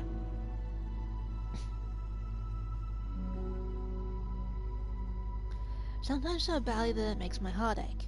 Yeah, me too. Really? Mm-hmm. A lot. Like, more than anything. After Natsuki muddles that, silence fills the stairwell once more. But this is a mutual silence. One full of understanding.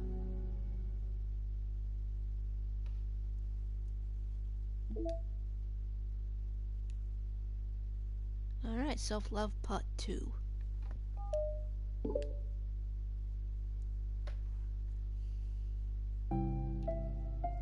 Hey! Oh, hello. I almost thought you weren't coming today. Yeah, well... lunch is already more than halfway over.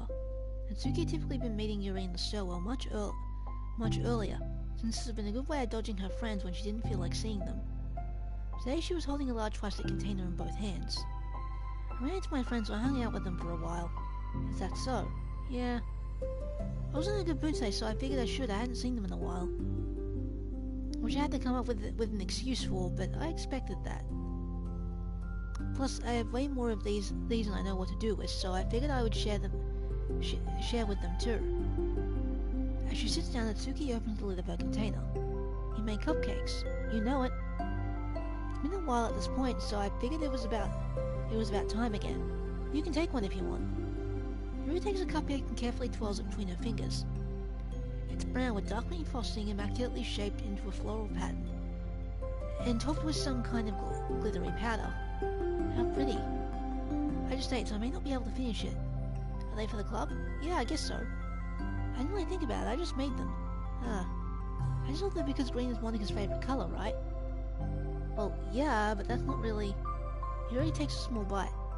This is green tea flavored. I love green tea. Do you? It was just a random idea I wanted to try, so... Don't laugh at me. I'm not. I just feel happy. Oh, sorry. Usually when... Never mind. It really means that I'm glad. Sorry for saying dumb things again. I just wanted to do something nice. This is something I happen to be good at. I do know that you like them from past experience. Yuri turns red, recalling the time that she treated herself rather generously to Natsuki's cupcakes. Ironically, her mouth is too full of cupcake for her to stammer an excuse. So she just settles for a disapproving look. How did you get into baking? Oh well, I don't know, kinda just always appealed to me. Well, 3 years ago I read the Swan manga with a lot of baking, so I got super into it for a while. I was probably making stuff almost every day. But it's something that I always knew I liked anyway. It's like baking is like art. When you get good at it, it gets more delicious too.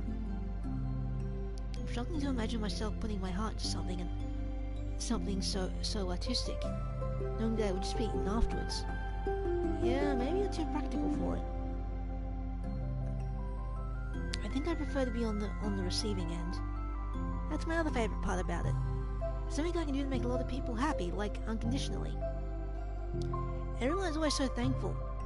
In that moment, you get to be like the bringer of joy. I don't know, it just makes me feel valued. Yeah, I guess that. So were you able to make up with your friends today?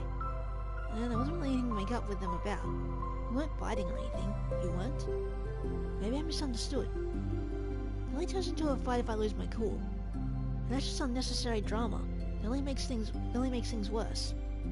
So they're not going to stop? I mean, it only happens sometimes anyway. Just the way they are. I'm the only one who ever has a problem with it. It's not worth it. Especially since I have somewhere to go now where I don't feel like hanging out with them. Oh, I see. The cupcake's empty foil wrapper audibly crinkles as Yuri clenches her fist. I'm glad that the situation is resolved. That you don't have to avoid them anymore. Yeah, me too. And I don't have to bother you during a time alone anymore. I'm sure you have a lot of reading to catch up on. Yeah. I know that the cupcakes are basically nothing compared to all the stuff you've done for me, but it's the best I can do. And you can have the rest of them. Natsuki grabs the box and slides it over to Yuri's feet. Yuri stares at the box, and she shakes her head and slides them back. You should save them for your other friends, but I made them for you. Natsuki's voice whines as she protests. I know. And I like them very much. Exactly as you thought. You succeeded. But I know you care about making your other friends happy too. And if this is the way you know how to make that happen, then I'm not going to take it from you. Natsuki, it sounds like your other friends are friggin' using you for free food. Pretty much. No, they were for making you happy. You make me happy. You're worth more than cupcakes. You're worth more than cupcakes to some people. That's why they want to spend time with you and be your friend. Without warning, tears fall from Natsuki's eyes. She pulls her knees to her chest and starts sobbing into her arms. Natsuki? I'm such a bad person. Yuri stammers, feeling panicked. I didn't mean to say something bad. Natsuki shakes her head and wipes her eyes. You didn't, Natsuki tries to choke back her sobs but struggles to speak through them. I just really hate myself sometimes. It feels so wrong that you say those nice things to me. Like I don't deserve it. I'm sorry. No, I am. I'm so difficult. I can't think of even a single thing about myself that somebody would like. And I hated myself for bothering you during lunch. I just thought it was my chance to be a good person. To be nice and do the things you wrote about in the letter. I knew if I tried in the club, Sayori and Monika would be super annoying and make a huge deal out of it. You know, I think a lot of those negative things too about myself. I never feel like a good person. I always scrutinize everything I say. Later I feel like I said all the wrong things. I just spend so much more time thinking about myself, hating myself, and feeling like everyone else must hate me too. So I understand some of that through my own experience. That's why I wanted to write the letter and express my feelings. It pained me to see those things in someone else that I saw in myself. Natsuki sniffles. Yuri rustles through her bag and pulls out some tissues, then hands them to Natsuki. I think it told me that it takes a good person to reflect on these things. The desire to improve yourself. That makes you a good person. So don't worry so much. Also, there are things about you that people would like so... Like what? Like how you're fun for people to be around. And you're not shy. And you know how to make people laugh. And you're very passionate about things and you know how to take the lead. You care about a lot of other people. And just a lot of things. Oh. Oh, now you're making me feel really embarrassed. Well, you're the one who asked. Don't you think that I feel embarrassed? Natsuki tries to hide a smile, and she sighs as it fades again. Every time I come here, I always think that it's the last time, but... then I keep coming back for some reason. Is that bad? It's really confusing. I mean, my friends and I go way back, so ditching them all the time feels like, I don't know, feels like what? Suki's voice gets quiet. Maybe I'm scared that they'll get mad at me. Don't really know what to do. She pauses. Yuri stares into the distance, tracing her eyes along the patterns of the floor tiles while she thinks to herself. What would you do hypothetically if your friends were happy for you instead of mad at you? Happy for what? Happy that your new club is making you happy. Well, that's just not a fair hypothesis. Tsuki says that, but with a little confidence in her voice. I always told myself that I don't rely on the approval of others to be happy. I still feel that way, but spending time with people who put me down they put me down whenever I don't have their approval. It's probably what's making me feel so confused. Because I'm threatened out of the things that should make me happy. So no matter what, it's like I have to be unhappy to be happy. It's making my head hurt. That must make it really difficult to feel comfortable with yourself. being made to feel like you're wrong just for being the person you are. It really goes against everything I believe in, doesn't it? It goes against the kind of person I want to be. I'm fed up with it. I'm fed up with a lot of things. Natsuki presses her palms into her forehead and shakes her head. I know it's best for me, but I keep convincing myself out of it. It's so much easier to be comfortably unhappy than it is to do something so scary. To do what? You know, to end it with them. Natsuki nods. I didn't think you were actively considering that as an option. I wasn't until recently. Just one of those things where, like, been a certain way for so long that you just get used to it. See? I was right. Like, so much of you have gone into it. So much of it feels like that's just how your life is. Throwing it away is like throwing such a big part of you. Such a big part of your life. It makes me feel sick to think about. Natsuki sighs. It's just really scary. It's terrifying. What are you scared of? I don't know, a lot of things. Like being alone, not having anyone to talk to or hang out with, not being able to replace what I have with them. I don't want them to hate me. And I'm scared that they'll hurt me for going against them. Physically? Not physically, but... He really clenched her fists. Natsuki, what? If anyone ever thinks to cause you harm, I will unleash hell upon them. Natsuki snorts in laughter. Don't laugh at me. Sorry, I like that, that's all. Oh, well, I meant it.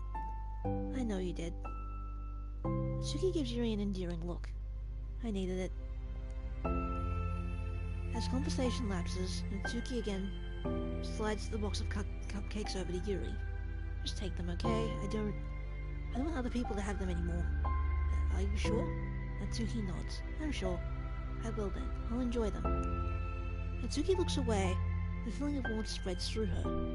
She holds on to that feeling, knowing it will give her courage.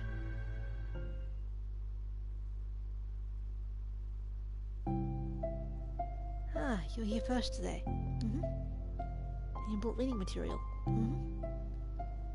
Natsuki is sitting in her usual spot, this time holding a volume of manga while her lunch sits beside her. Yuri sits down as well and opens her own book. It's actually a good series has to come to an end. Like, it's such a big part of your life, and then one day there's just nothing left. It makes you feel so empty. Unfortunately, I'm about to experience that myself. I'm on the last book of this series. That sucks. There's also something satisfying about letting a story conclude. I don't know if I want it to go on forever. Maybe. There are some things that I wish could. On the other hand, have you ever read something that overstayed its welcome? Yeah, definitely. I think of at least one thing I read that got pretty unbearable, like halfway through, and the ending really sucked. So it sucks when something good has to end. It also sucks when they just keep inventing more plot until you don't like it anymore. I guess it sucks either way. Well, that's the nature of all things, they come to an end. The two fall silent. They slowly eat while making their way through their respective reading material. Except Natsuki doesn't seem to be touching her food at all. You don't go out during the weekends, right? Excuse me? Like with friends, at the mall or downtown or whatever. I'm not a total shut-in, you know. My bad. Oh, my bad for making assumptions.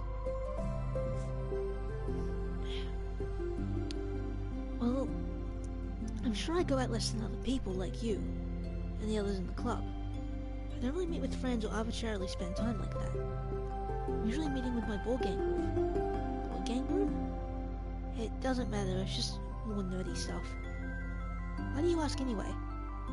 I'm just curious, I just realized that I couldn't picture it, so I was just curious. Yuri looks at Natsuki and realizes that she's shaking. Don't look at me like that. Sorry. Natsuki pulls her knees into her chest and puts her head down. I can't take this. Did I do something? Yuri gets flustered, her mind racing over what she may have said or done. I did. I ended it. I texted them earlier telling them. Then I just blocked them because I'm so afraid of their responses. And now it feels like I'm dying inside. Oh, that's... I'm sorry. Totally unsure of what to do, Yuri can barely find any words of support to offer. Meanwhile, the sound of Natsuki's unusually hard breathing fills the air. Then she speaks up again, barely above a whisper. Help me. I feel sick and I want to hit my head against things. Please help, I can't take this. You may be having a panic attack. With that realization, Yuri's demeanor suddenly changes. I have experience with this, so I'll help you through. I'll help you through it, okay? Natsuki meekly nods through a rapid breath, head still buried in her knees. Yuri slides herself over to Natsuki and sits on the step beside her. Then she puts her hands on Natsuki's shoulders. Can you feel my hands? Natsuki nods. Her shaking becomes much more apparent through Yuri's sense of touch. Yuri keeps her voice low and gentle. You're safe right now. You're in a good and safe place where nothing can hurt you. Natsuki nods once more. Although Yuri is only touching Natsuki's shoulders, she can gradually feel a racing pulse through the base of her neck. She can practically feel the racing pulse through the base of her neck. We'll do a breathing exercise together. All you have to do is listen to my breaths and breathe along with me. Let's breathe for now. Yuri takes a deep, slow breath. With her hand, she feels Natsuki's shoulders rise, and Natsuki takes a breath of her own, trying to mimic Yuri. They exhale together, although Natsuki's breath shakes on the way out. That's good, let's keep going. Yuri breathes in once more, Natsuki joins her. They continue like that for a few more cycles while Yuri closely monitors. Eventually, Yuri feels Natsuki rest more of her weight into Yuri's palms. Let's focus on the physical world. All you have to do is focus on the feelings of your breasts going in and out, and the weight of my hands on your shoulders. You're in a safe and comfortable physical space.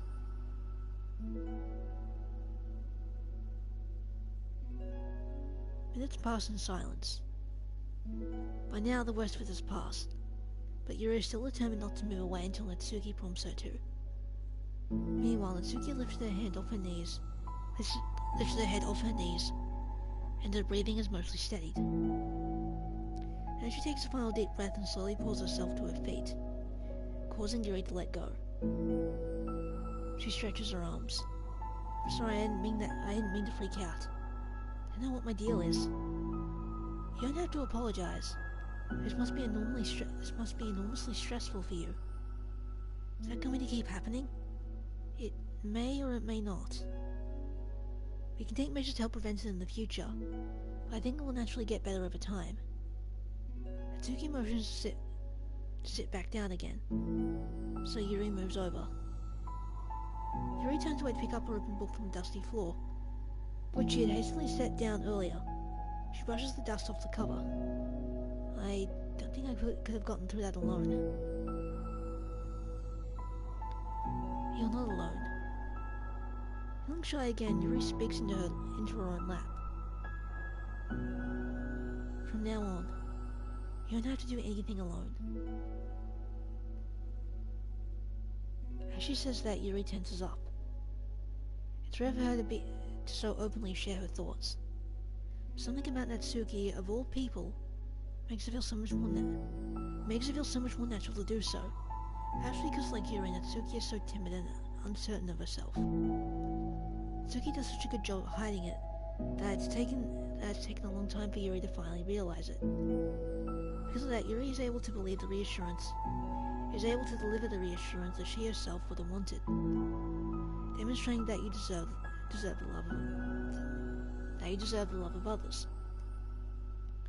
If you can accept that for the first time, then perhaps you can begin the tumultuous journey of learning to love yourself.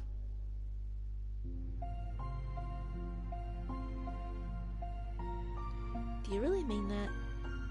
You're probably gonna regret saying that if you do. How so? Because Hopefully I can have a little free time during the weekends from now on. So you'll give me permission to be as annoying as I want and drag you around to a lot of places. I see. But you already said it, so you can't take it back now. Ah.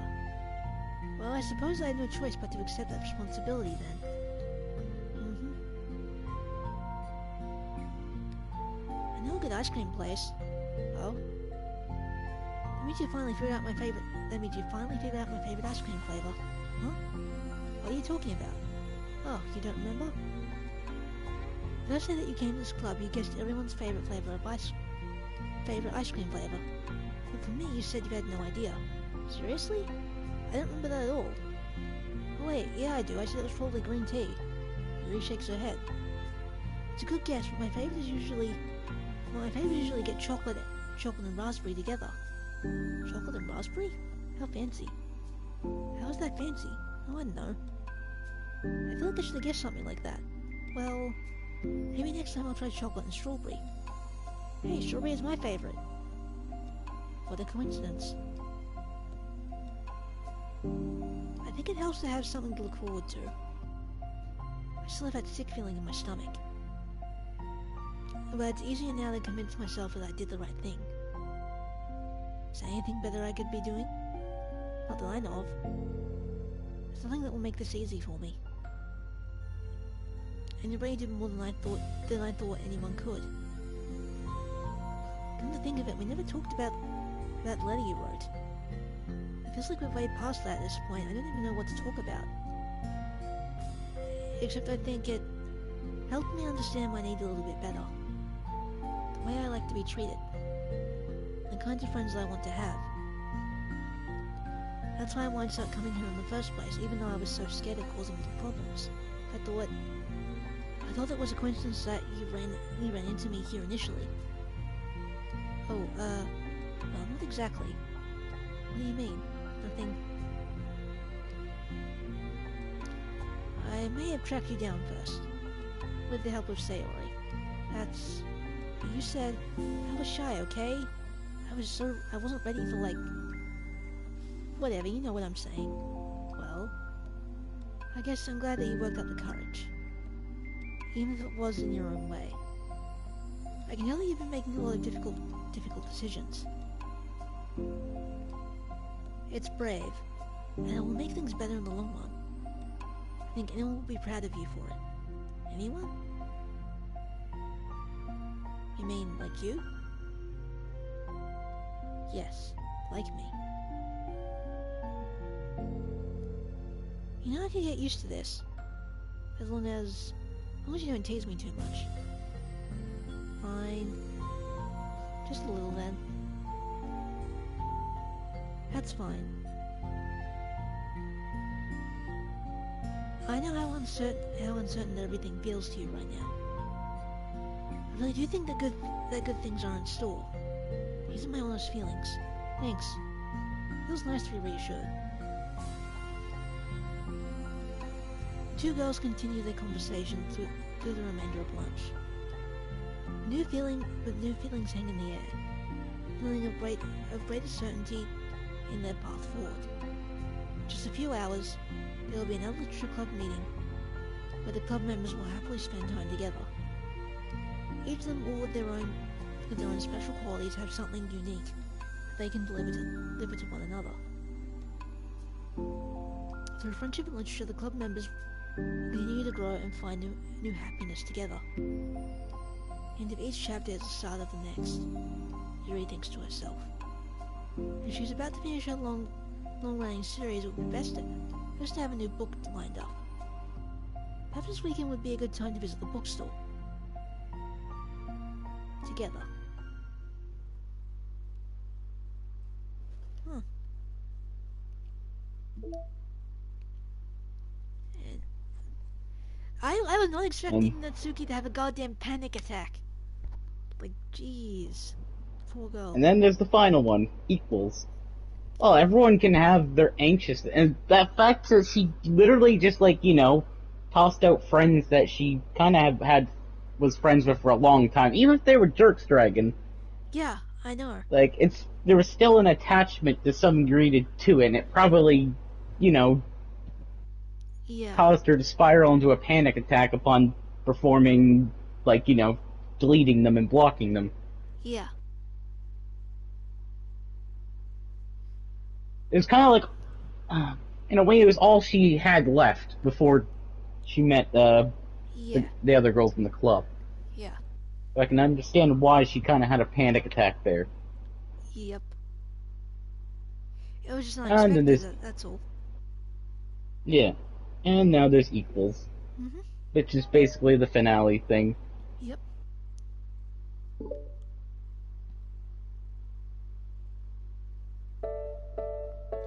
Okay, everyone. We're going to be taking a break from the usual club activities today.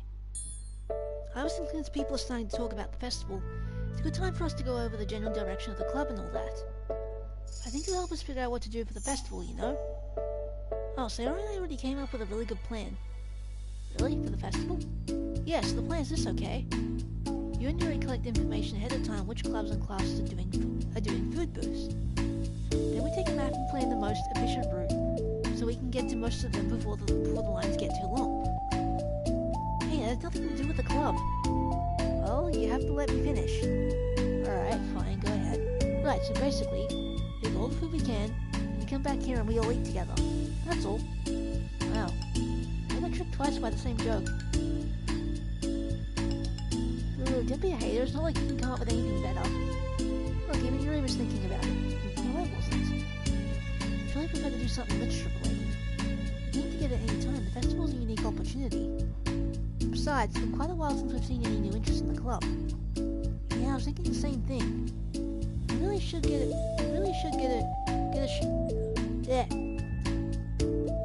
shot at showing people what Literature Club is all about. Tell you what, we can do both, right? We'll make time for your food mission and we'll still put together a public event. Oh my gosh, yes. I was just joking, that's all a really good idea. Well, I'm glad that's settled. And the question is how to come up with an event that demonstrates everything you can get out of Literature Club.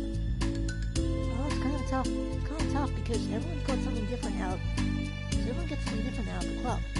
Okay, how about this? Let's go around and have each of us talk about what we've gotten out of the club so far. That could really help us figure out what kind of reputation we want to build. Yeah. That's too embarrassing. Oh, but you'd have so much to talk about. That's exactly why. And I'm sure Natsuki feels the same way. Well, maybe, but I didn't plan on arguing against it or anything. I mean, it's Literature Club. We talk about the stuff together, right? The only way to get more comfortable with it is to suck it up and do it. Oh, you're not wrong. I'm sorry for being resistant. It's not good to say suck it up because it sounds like their feelings don't matter. Right, my bad. It's just a habit I need to break. Well, anyway, who's gonna start? I'll start. I was supposed to join after all. Couldn't that be me? No, I want to go first. Fine, you can start, I don't mind. Okay, so. Gosh, it feels like so long now. I think I joined because I wanted to have fun sharing poems with people. Seems like it would be a safe way to express myself. You know, like if it's just a poem, then I can share it without feeling like I'm burdening everyone with my problems. And I thought it'd be a really good way to get to know other people too. So yeah, I was really surprised when I walked in and it was just Monica. And she was sleeping. Don't remind me of that, oh gosh. Yeah, but it seems like so much fun to help start a new club. Especially since writing helped me so much. I wanted to see it help other people too. It ended up being me who was inspired because I remember feeling like Monica was just so sweet and mature, and I could trust her with anything. It made me feel a lot less alone having someone who knew even the bad things about me. And at that point, I knew the True Club was going to be special for a lot of people. Yeah, I feel the same way. It really helped give the club a more cohesive vision. Yeah, then Yuri joined, but she was so different from us, and Natsuki too. I think for Yuri it really helped for me to take the lead before she was able to open up a little. But Natsuki was kind of the opposite, where she wasn't ready to get really close to someone really quickly. Never really thought about that sort of thing. like I've gotten better at understanding people's different needs. I'm actually really happy, because my friends are just the most important thing to me. Whatever new members we get, I want to help them in those ways too. I don't know if I would have continued coming to the club if it wasn't for you. Really?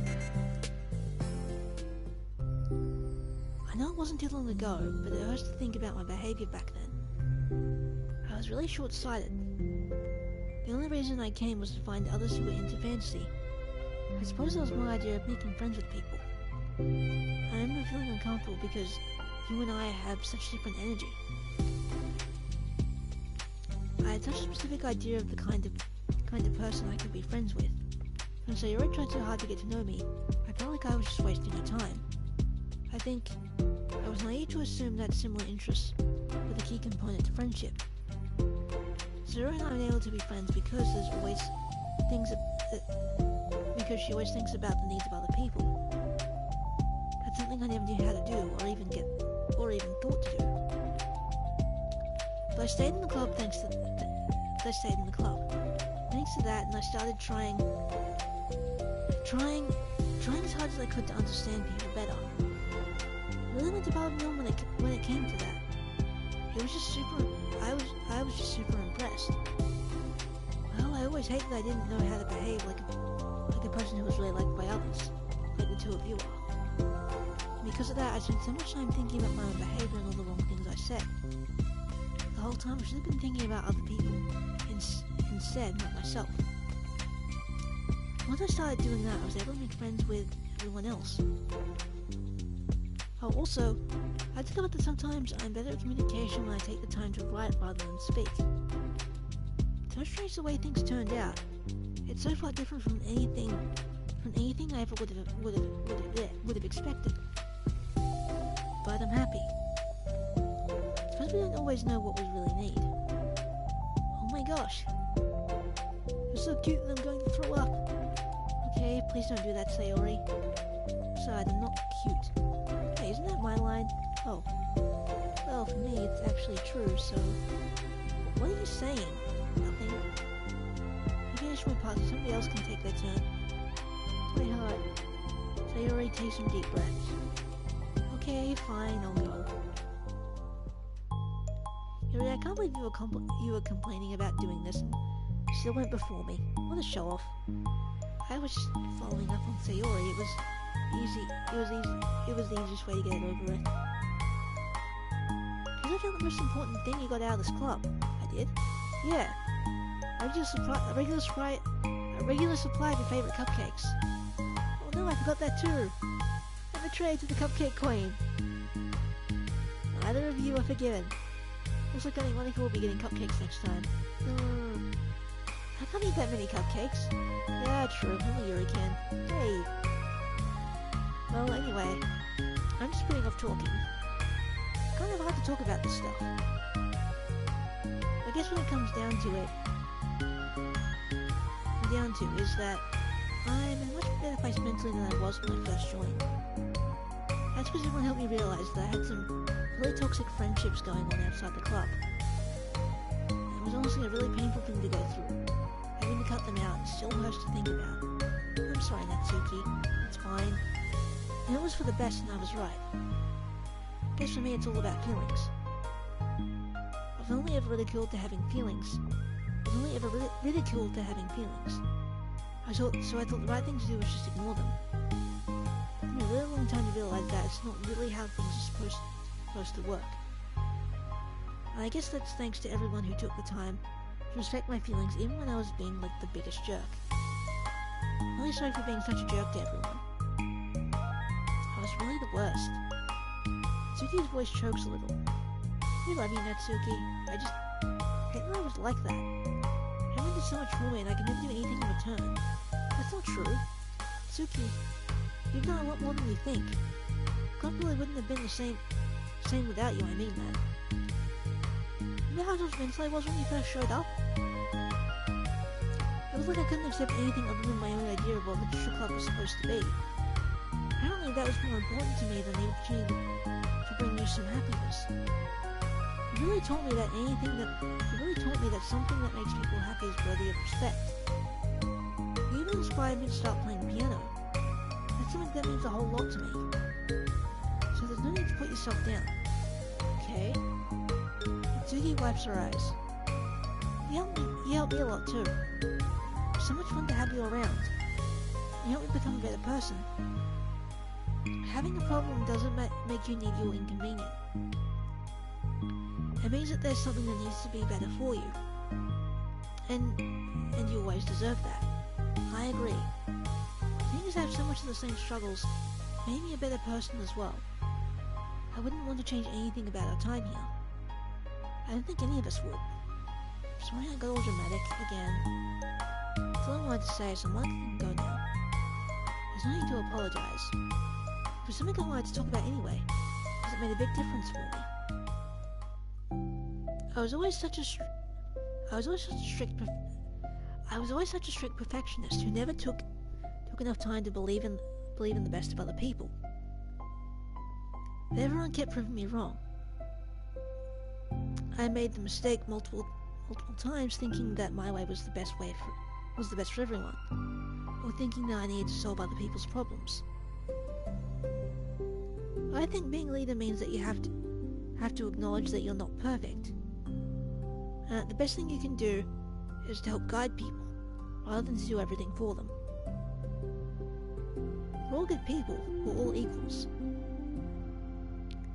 I think it's the most important thing I've gotten out of this club, realizing what that really means. So Yuri, what are you doing? I just thought we should write some of these things down. Things about the club that are valuable to us.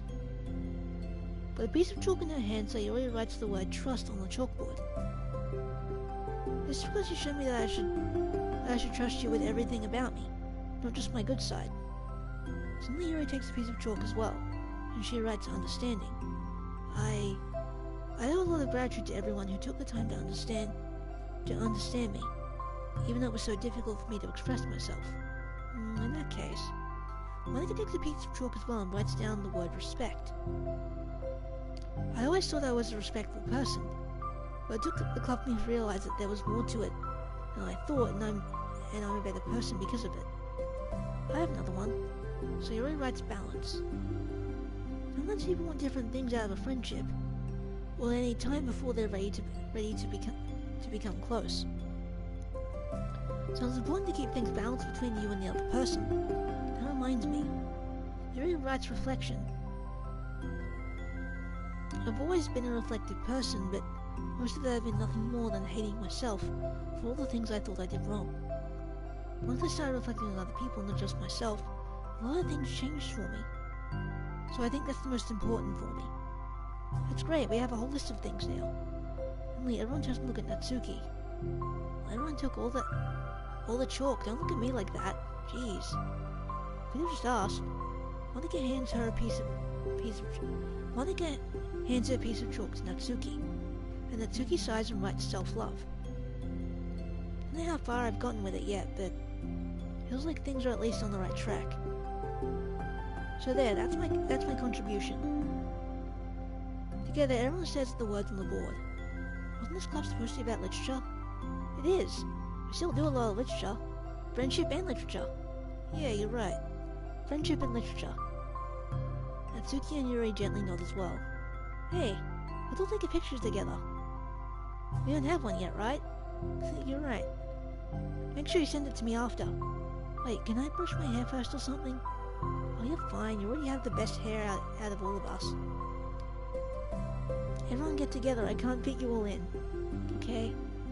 Okay, everyone ready? And...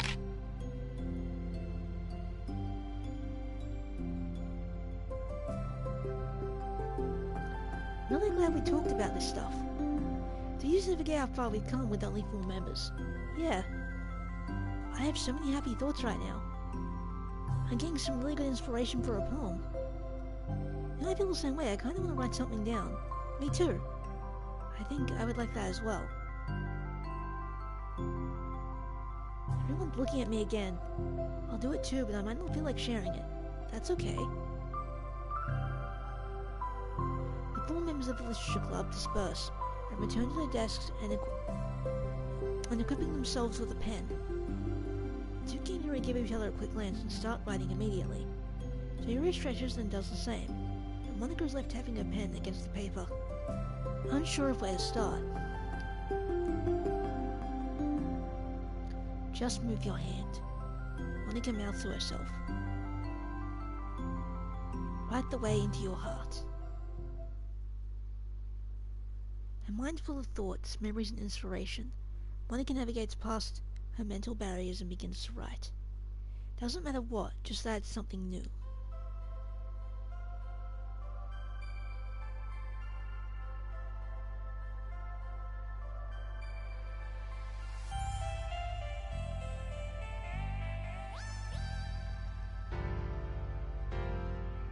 Oh. Okay, that's it. Cool. Alright. Pretty much. I like this better than the main story. Well, yeah, because this is the more wholesome side. Well, that, and there's more character interactions, and it's not forced or anything. Like, if I do Meanwhile, a like, fanfic, it's probably what gonna do you- be set after this. Yeah. Meanwhile, like, if you replay the game again, like the first one, right, and you see Natsuki and Yuri being, you know, really harsh to each other, it's like, what the hell? I think these events Especially don't if you- happen in the VM1, the visual novel one, like the dating sim one. I still think deep inside they all feel the same way, no matter what, I think, VM yeah, they're in. Like, I think that, like, if it weren't for Ive making VM1 a dating sim, and having all the girls revolve around the MC, then this, the side stories would happen instead. But because it's a dating sim and the girls are programmed to really only give a shit About the protagonist. yeah. Which, they could have still done that, but they could have gave more opportunities like this, you know? Yeah. To make it feel more real. But I know psychological horror game. Yep. It was that first. It wasn't really, I don't think it was really meant to be This in is the just OG extra game. content. This is the control VM basically. This is the Monika doesn't have permission, doesn't know she has kernel access. It's not a dating sim. It's just a sim. It's just these girls being very fucking wholesome. Yep. Thank you, dear player, for enjoying our story of friendship and literature. Mm-hmm.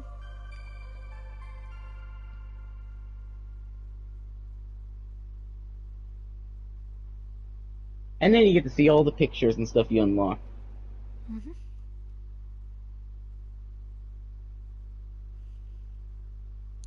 Oh, I got a trophy. Friendship and literature. That would have been a cool idea. What? Also, fun fact, right? When I did these side stories bits, I was in Act 3. When I finished this, for some reason, the game reset back to normal. Really? Yeah, but when I did... Also, you get the goofy picture as well.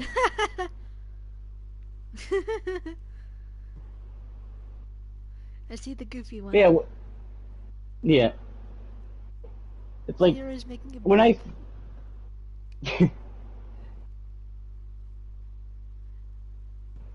But yeah, when I finished the side stories, I for some reason did it in Act 3. I don't know why.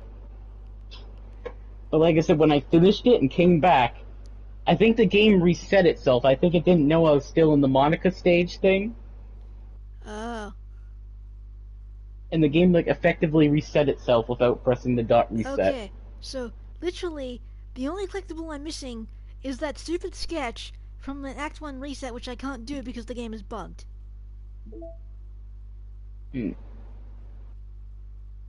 Basically, the one sketch.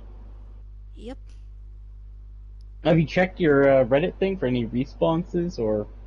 No, there's been no responses. Also everything in the side stories, like the music bit. 9%. Are you fucking kidding me? Oh my god. I Alright, really hope they fix it. I You're hope like so. I said, to be honest, you're besides the platinum, you're not missing out on much. I will I tell know, you. but I want to platinum this because it's a good game. Yeah. And like I said, oh, it's gonna suck. It has to end. Like, But yes, I hey, can revisit the game anytime I want. I know, but yeah, it was kind of the moments that we had playing the yeah, but game. that's what fan fiction is for. Yeah, but you don't know I don't write fan fiction. You can always just read it, you know. Yeah, but I don't feel like it's my own thing. You know, I feel like I'm basically following someone's footsteps in a way. You mean, you know, Not if I really. Fan basically, fiction is just what if scenarios.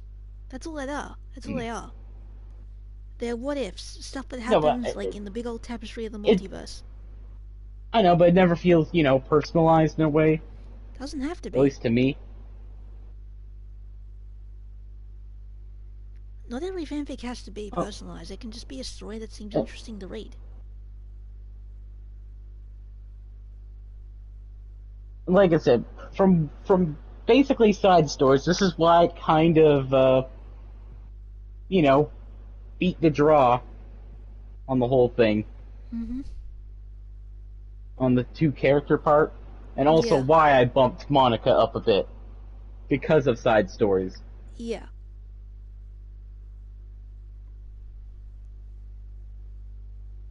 Like, what do you think About about Monica in general now after you've seen her from the first game and in I side like her a fair stories? bit more now that we actually know what she's like when she doesn't have kernel access.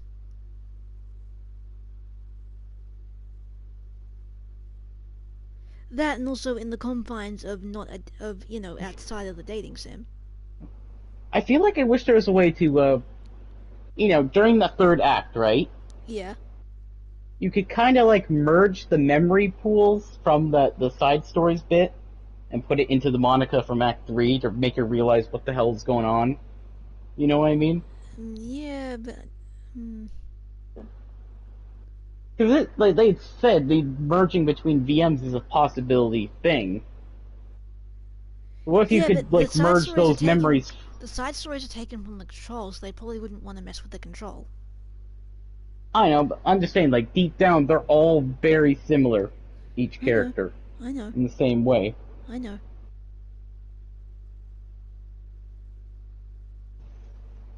I think I know what the And like, problem is between the dissonance between the main game and the side stories. The side stories, the girls are people, they're fleshed out characters and people. With the main game, they're sort of shoehorned into their character archetypes because dating sim. yeah. I think that's the main issue. And the whole Monica gaining kernel access and going nuts. Like I said, I don't really blame Monica for going nuts. Anyone with power and isolation would probably eventually lose their shit. Oh yeah. That's why I don't really kind of paint Monica as a bad guy or I anything. don't I I kind don't of blame feel, I don't either. It's just it's taken a lot for me to actually kind of actually like her as a character. Because she did cross a line. yeah. And I wish, like I said, I know fan fiction can do that, but I wish there was a way to properly give, you know, the characters from BM1 a proper, you know, ending thing. Instead Oh of well. the whole world getting reset and Monica basically getting booted out of the club, which I didn't feel like was fair. Hmm. Well, sometimes the endings we get aren't really the happy ones. They're just the best that we can do. I know, but she's, like I said, it bugs me that she realized her mistakes in that, Yeah. even after all she's done, and basically she doesn't want to go back and, you know, fix things or make things up. Well, hey, there's probably a fanfiction out there that explores that. Like I said, I feel like at the end of the day, Monica did not deserve the punishment she got at the end. That's all Yeah, I'm saying. I know. But she can't exactly get away with it scot-free either. I know, but like she did, like I said, she did redeem herself in a way by basically bringing her friends back and putting them back in the game. You know? True, but Most still, villain characters would not do that. I know, but at the same time, it's like, I don't know. At this You can point, like I'm scroll kind through of, the. at this point, I'm kind of treating side story characters as separate entities from the main story characters because they're technically different simulations anyway. I wish it was where it took place before, in a way. What do you It mean? feels like it. Like everything that happened in side I stories took place before the main game. I That's why don't I think feel so. like Like it is. I think it's just like a different instance because they don't bring out the festival in the main game till like further in, like a few days in. Yeah. Meanwhile, at the end of this one, they bring up the festival that's coming up. Yeah, like they have more time, and also at the same time, the girls in the side stories feel a lot more close to each other than what you see in the main game. So I think it's just the fact that this is a control scenario where there's no dating sim, no MC. It's No just player. yeah, just the Just four of them kind of just uh like hanging out. I'm pretty sure that in one of the files it says she does have access. It's just she She's doesn't just not know it. aware, pretty much. Like it's like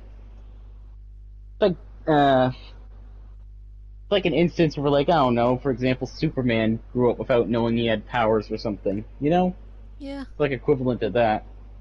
yeah, I know. Like I said, I do feel like they should have fleshed out. It was probably like a quick thing. They probably a project, something they put out. That and psychological horror game. Well, yeah, I think I, this I feel is. like a bit more fleshed outness should have been like put in. I think I'm glad we got what we got anyway.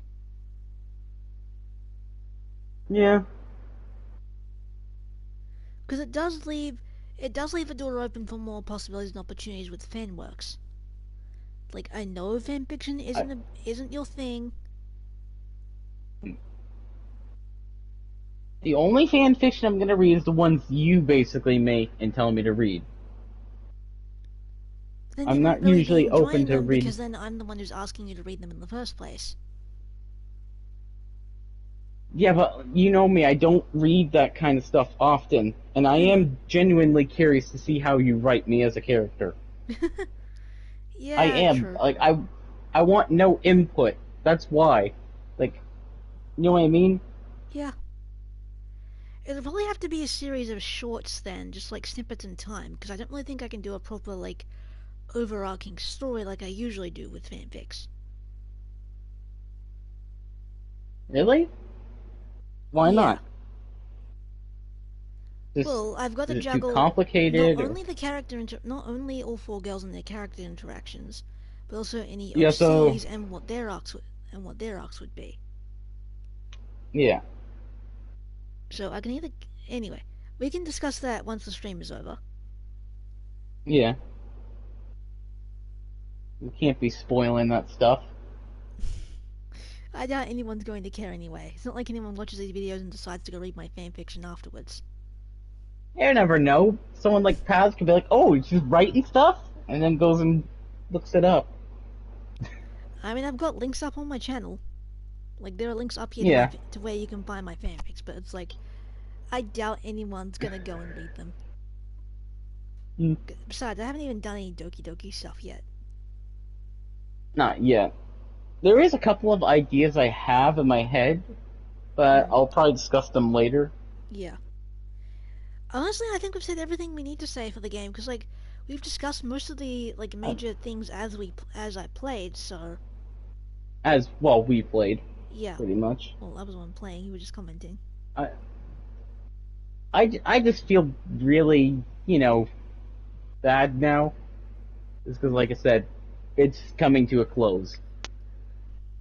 And I really did enjoy the stream. Yeah, but hey, that just means we can stream more stuff in the future. I know, but it will never be the same in a way, we won't, like I said, only this game so far has made me kind of, I know. open myself up a bit. I know. Kind of let some weaknesses out, which I usually don't let those out, by the way. I I'm know. kind of one of those people that kind of keeps it tightly shut. I know, I was saying, but hey, like I said, this game's sort of like, it's the perfect game to talk about these sort of things. Yeah. No, I'm just saying, like, when we do other streams in the future, it's not going to be like this. Unless another game is like this. Why would I even expect Which... that? And I doubt the viewers will either, because, like, have you seen most of my content on this channel? It's either me just streaming for the hell of it, or because it's a game I actually really like and actually want to stream, as is the case with Danganronpa and Okami. Yeah. God, I want to play Okami again. I know, just like I said, post-game depression sucks. It's like the game's over. We've pretty much done everything except for that one picture that you can't get. Yep. 99%. This is so bull. And like I said, the worst part is I really did enjoy this game. Yeah. Just me. And like I said, it kind of taught me a lesson. Don't judge things by the cover. Because like I said, I originally wasn't gonna buy it. I was heavily considering it at one point. And then I just said, screw it. Also, how can you have 0 viewers when I'm still watching? I don't know, YouTube's just stupid like that. It'll even say 0 viewers, and then we'll get, like, comments from, like, for example, the Monica character from last time. That's why I kind of don't judge based on views, I judge based on comments. Like, I'll only really pay attention if someone actually comments.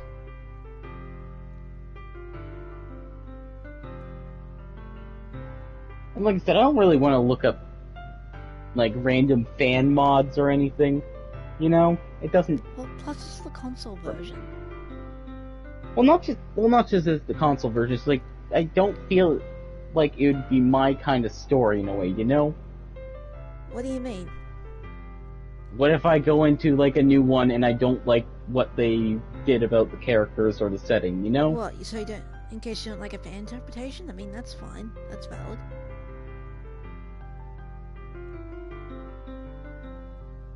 Like, I can't be creative in that aspect, so I can't really judge on those kind of things. No, but you don't really get into, like, fan content and stuff.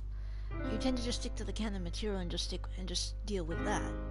Whereas I kind of dive headfirst into fandoms. And, like, I enjoy seeing all the creativity and different interpretations. Yeah. Which, by the way, it'll probably be a big if, by the way. Yeah. If there was ever a sequel to this, I am definitely buying it straight away. If. Well, but that's a big if. Well, yeah, because we don't know any details about the Project Libitina, we just know it's a thing, presumably. Yeah, because Libitina could either be more the same of this, with emotional stuff and that, or it could be a brand new game entirely. I think it might be a brand new game, because it's like, we got this, and we got the side stories. Do we really need anything else? I feel like I wish there was a little bit more. Just a little bit. Yeah. Or at least maybe edit up the main story bits a bit, so it doesn't feel as... You know what I mean? I wish it kind of lasted a bit longer, so when, you know, when stuff got freaky, and fourth wall breaking, it actually... Because I feel like in Act 2, they basically rushed through that so quickly. Well, to be fair, the point of DDLC is it's a horror game, and it was like an indie title, so... Yeah. There was only I'm just saying. There was only so much that could be done. I also wish there was a bit more input from the player. Like fourth wall breaking wise. That is the restrictive nature of visual novels. Because you're supposed to get immersed in the story and the main character. Unfortunately, the main character for DDLC is a shithead. Yeah. No, it's like I wish... Instead of basically having those dialogue boxes, right? You could actually have your own input in a way. Yeah, I get that. I felt like they're... Yeah, I get it. It's supposed to be... She's stuck in there, right? She can't interact or anything. Mm-hmm. But I feel like if we have a desktop in that, why couldn't we just interact in that through that? And send messages?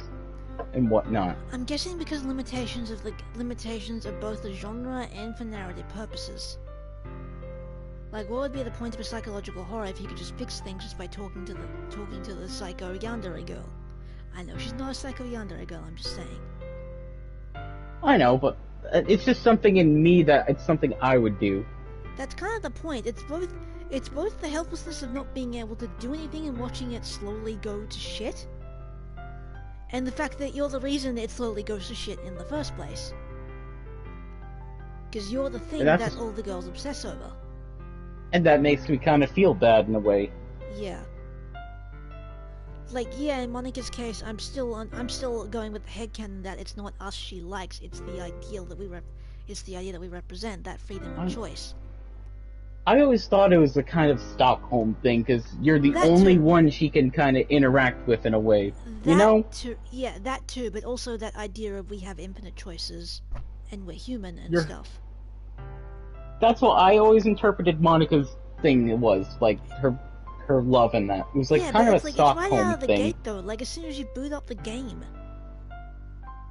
Not really. It slowly tries to hint it in Act 1, but Act 2, then she starts getting a bit more assertive. Yeah, but still, either way, it implies that it's like love at first sight with her. So again, I think it's a mix. I don't think... Which is weird because she's never seen the player whatsoever. Yeah, I think she just knows about the barrier. No, but like I think it's the fact that she's aware there's a user on the other side. So it's this desperation of she is a self-aware AI in a game. It's like, she knows she's in the game. It's like her being trapped on an island, right? Yeah. And you're like a plane or something. She's trying to get all your attention she can. Yeah. Like either setting fire to stuff, SOS, whatnot. Yeah. But yeah, it basically centers around the fact that she is that sort of desperate to understand not only her situation, but the fact that, oh hey, there's a human, and the whole point of this game is a dating sim. Like, she doesn't know it wasn't supposed to be a dating sim. She just assumes, you know? Well, yeah. Especially since she can have access to the files and everything. Yeah, so she assumes that her purpose is to love the player, but there's no root for her. Which really sucks, in a way. I know. I mean, there's probably mods that give her... There's probably mods out there that give her a root, but as you said, you're probably not going to go looking.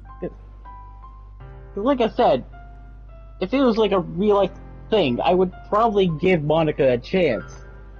I'm not really a cold-hearted... If someone came up to me, you know... Yeah. And basically blurted their feelings in a way, I would at least genuinely give them the chance they deserve. You know? I'm not like someone who's gonna be mean. Yeah, but she could easily hit the fan when it's like, there's no guarantee that you'll return their affections.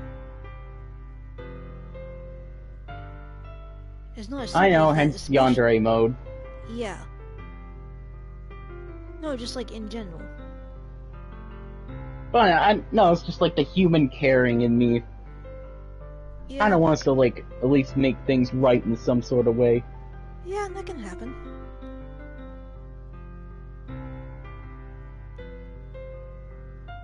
Like I said, I did have a separate ideal fanfic just for Monica, but it's an idea at the moment. Okay.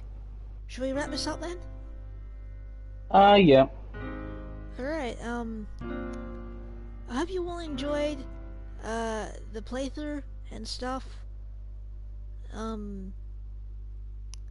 So next time we'll be doing... Next stream will be, the first Sakura Succubus game over on Gamer's Twitch channel, which will also be, streamed here on YouTube. We'll see how that goes. Worst comes to worst, I'll download the thing and put it up on here. And it's like, yes, I do have his permission. Yeah, she has my permission to use my Twitch stuff. And like I said, we'll put it live in case anyone wants to watch. By the way, it's Deep Fried Ice 247, the Twitch thing. Yeah, I'll also add a link to that in the description. When we get around to doing the stream, like I'll put a link. It's the thumbnail. I'll put a link in the YouTube version. It's the thumbnail of like Ratchet holding a coffee cup. Dragon put that picture up for me. Yeah, I'm just like, hey, you want this? And he's like, yeah, sure. So it's like, I That just thought game. it was funny. Speaking of Ratchet and Clank, I kind of wish I live streamed Rift Apart. But oh well. You could always do a new game. Yeah, like a new game plus thing. Yeah. But like I said, with overpowered gear, it kind of like changes things in a way, you know? Still fun though. Yeah. You could always crank up the difficulty. Yeah. I already did that. I played it on max difficulty. I beat the game 3 times, and I beat it once on max difficulty. God damn. Nice. And then I had cheats and everything on like another run, where I just had like infinite ammo and stuff. That's always fun. Cause like Yeah. you don't have to worry about ammo management or getting killed unless you like really fuck up. It's just like you just get to have fun and just shoot everything and just enjoy the story. Yeah. Like I said, I'll say it one last time. I'm gonna be sad that this is over, but I know we gotta move on. Yeah. But you damn know well, if, and it's probably a big if, there was a sequel to this in some way that's similar, I will buy it. Yeah. Nothing wrong with that. It's fine. Hell, I expect Like you I to get said- it, play it, and then bug me to get it, because it's like, I'm only gonna get it if it's not that expensive.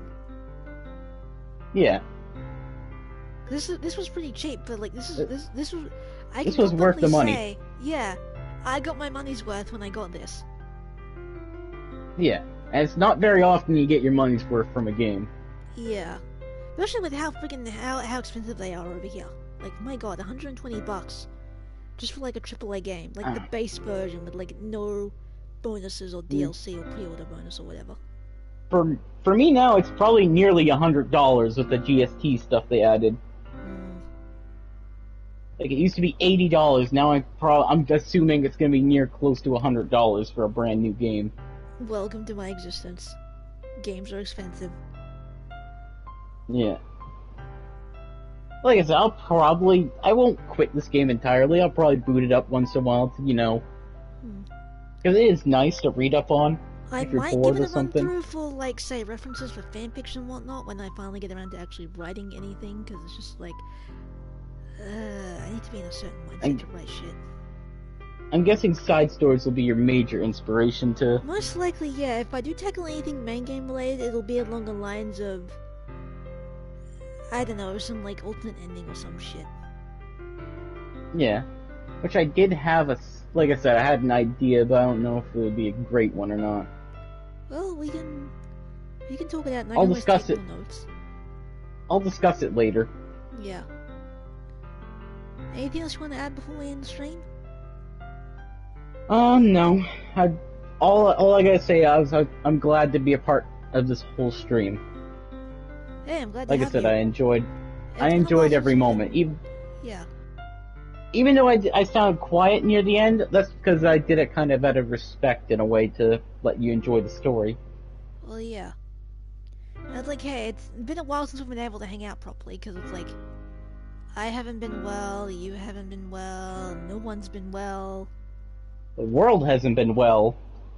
Yeah, but now specifically, it's not COVID or anything for anyone watching, it's just that me kind of still recovering from the acid reflux and the weight intolerance stuff that I've been going through for the past couple of years now.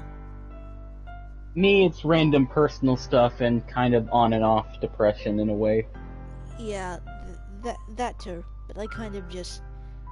I tend to forget I kind of get like that sometimes, but then again, maybe I'm just getting better. Who fucking knows? I don't know. I could just be saying bullshit just because it's like, Yeah. I don't know. Like I said, this was a great game. I'll probably never play another visual novel like this.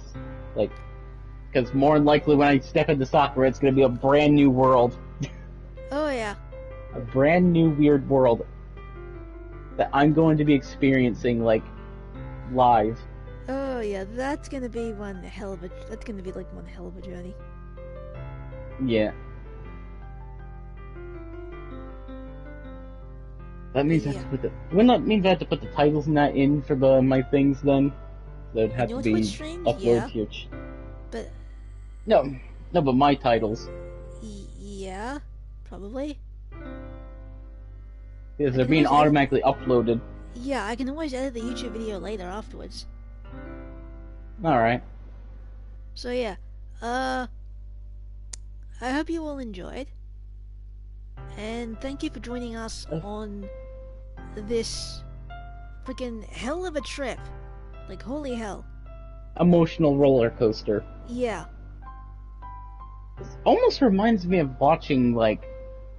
No, it kind of reminded me of. What? It reminded me of watching this old high school well, not comedy, like drama show, right? Yeah. I think it's a Canadian one. It's called Degrassi. Oh, I've heard of that. I haven't seen it, but I've heard of that. I used to watch a bit of Degrassi growing up. Hmm. I think I watched the one that had like Drake in it. They had like some serious issues and stuff and talking in that one too. Hmm. Neat. It was a high school drama thing. I can never really get into those. I just watched it because it was something that was on. Because that was back when cable and stuff Yeah. was mainstream. You pretty much had to watch whatever you had to watch. Yeah, same. If anyone does enjoy watching the stream, feel free to rewatch it again and watch our basically reactions all over again. Yeah, I'll add this to the playlist, when I have the energy, like tomorrow or something. Our playlists aren't anything amazing compared to, like, I don't know, other YouTubers, but we at least tried to put our best effort in and put a bit of ourselves into it as well. Dude, it's basically just us rambling throughout the entire thing of the game, and just our reactions, like... I know, but we also told our own personal stories, our own sorrows, and that to relate with the characters. To do this in the first place. I don't want these streams to be like some goddamn high energy, friggin' hype stream thing that you see all over Twitch. I just want these streams to be chill, you know? Yeah. Chill and allow for discussion. That's it.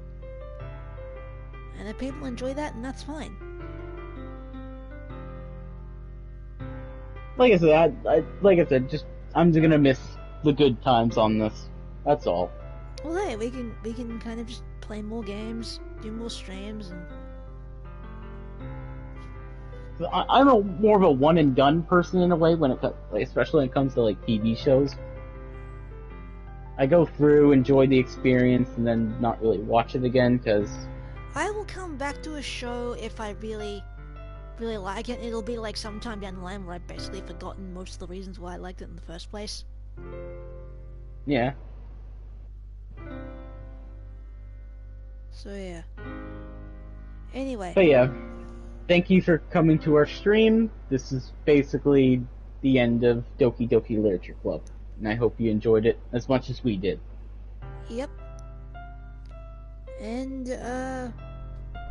see you next time, I guess. Bye.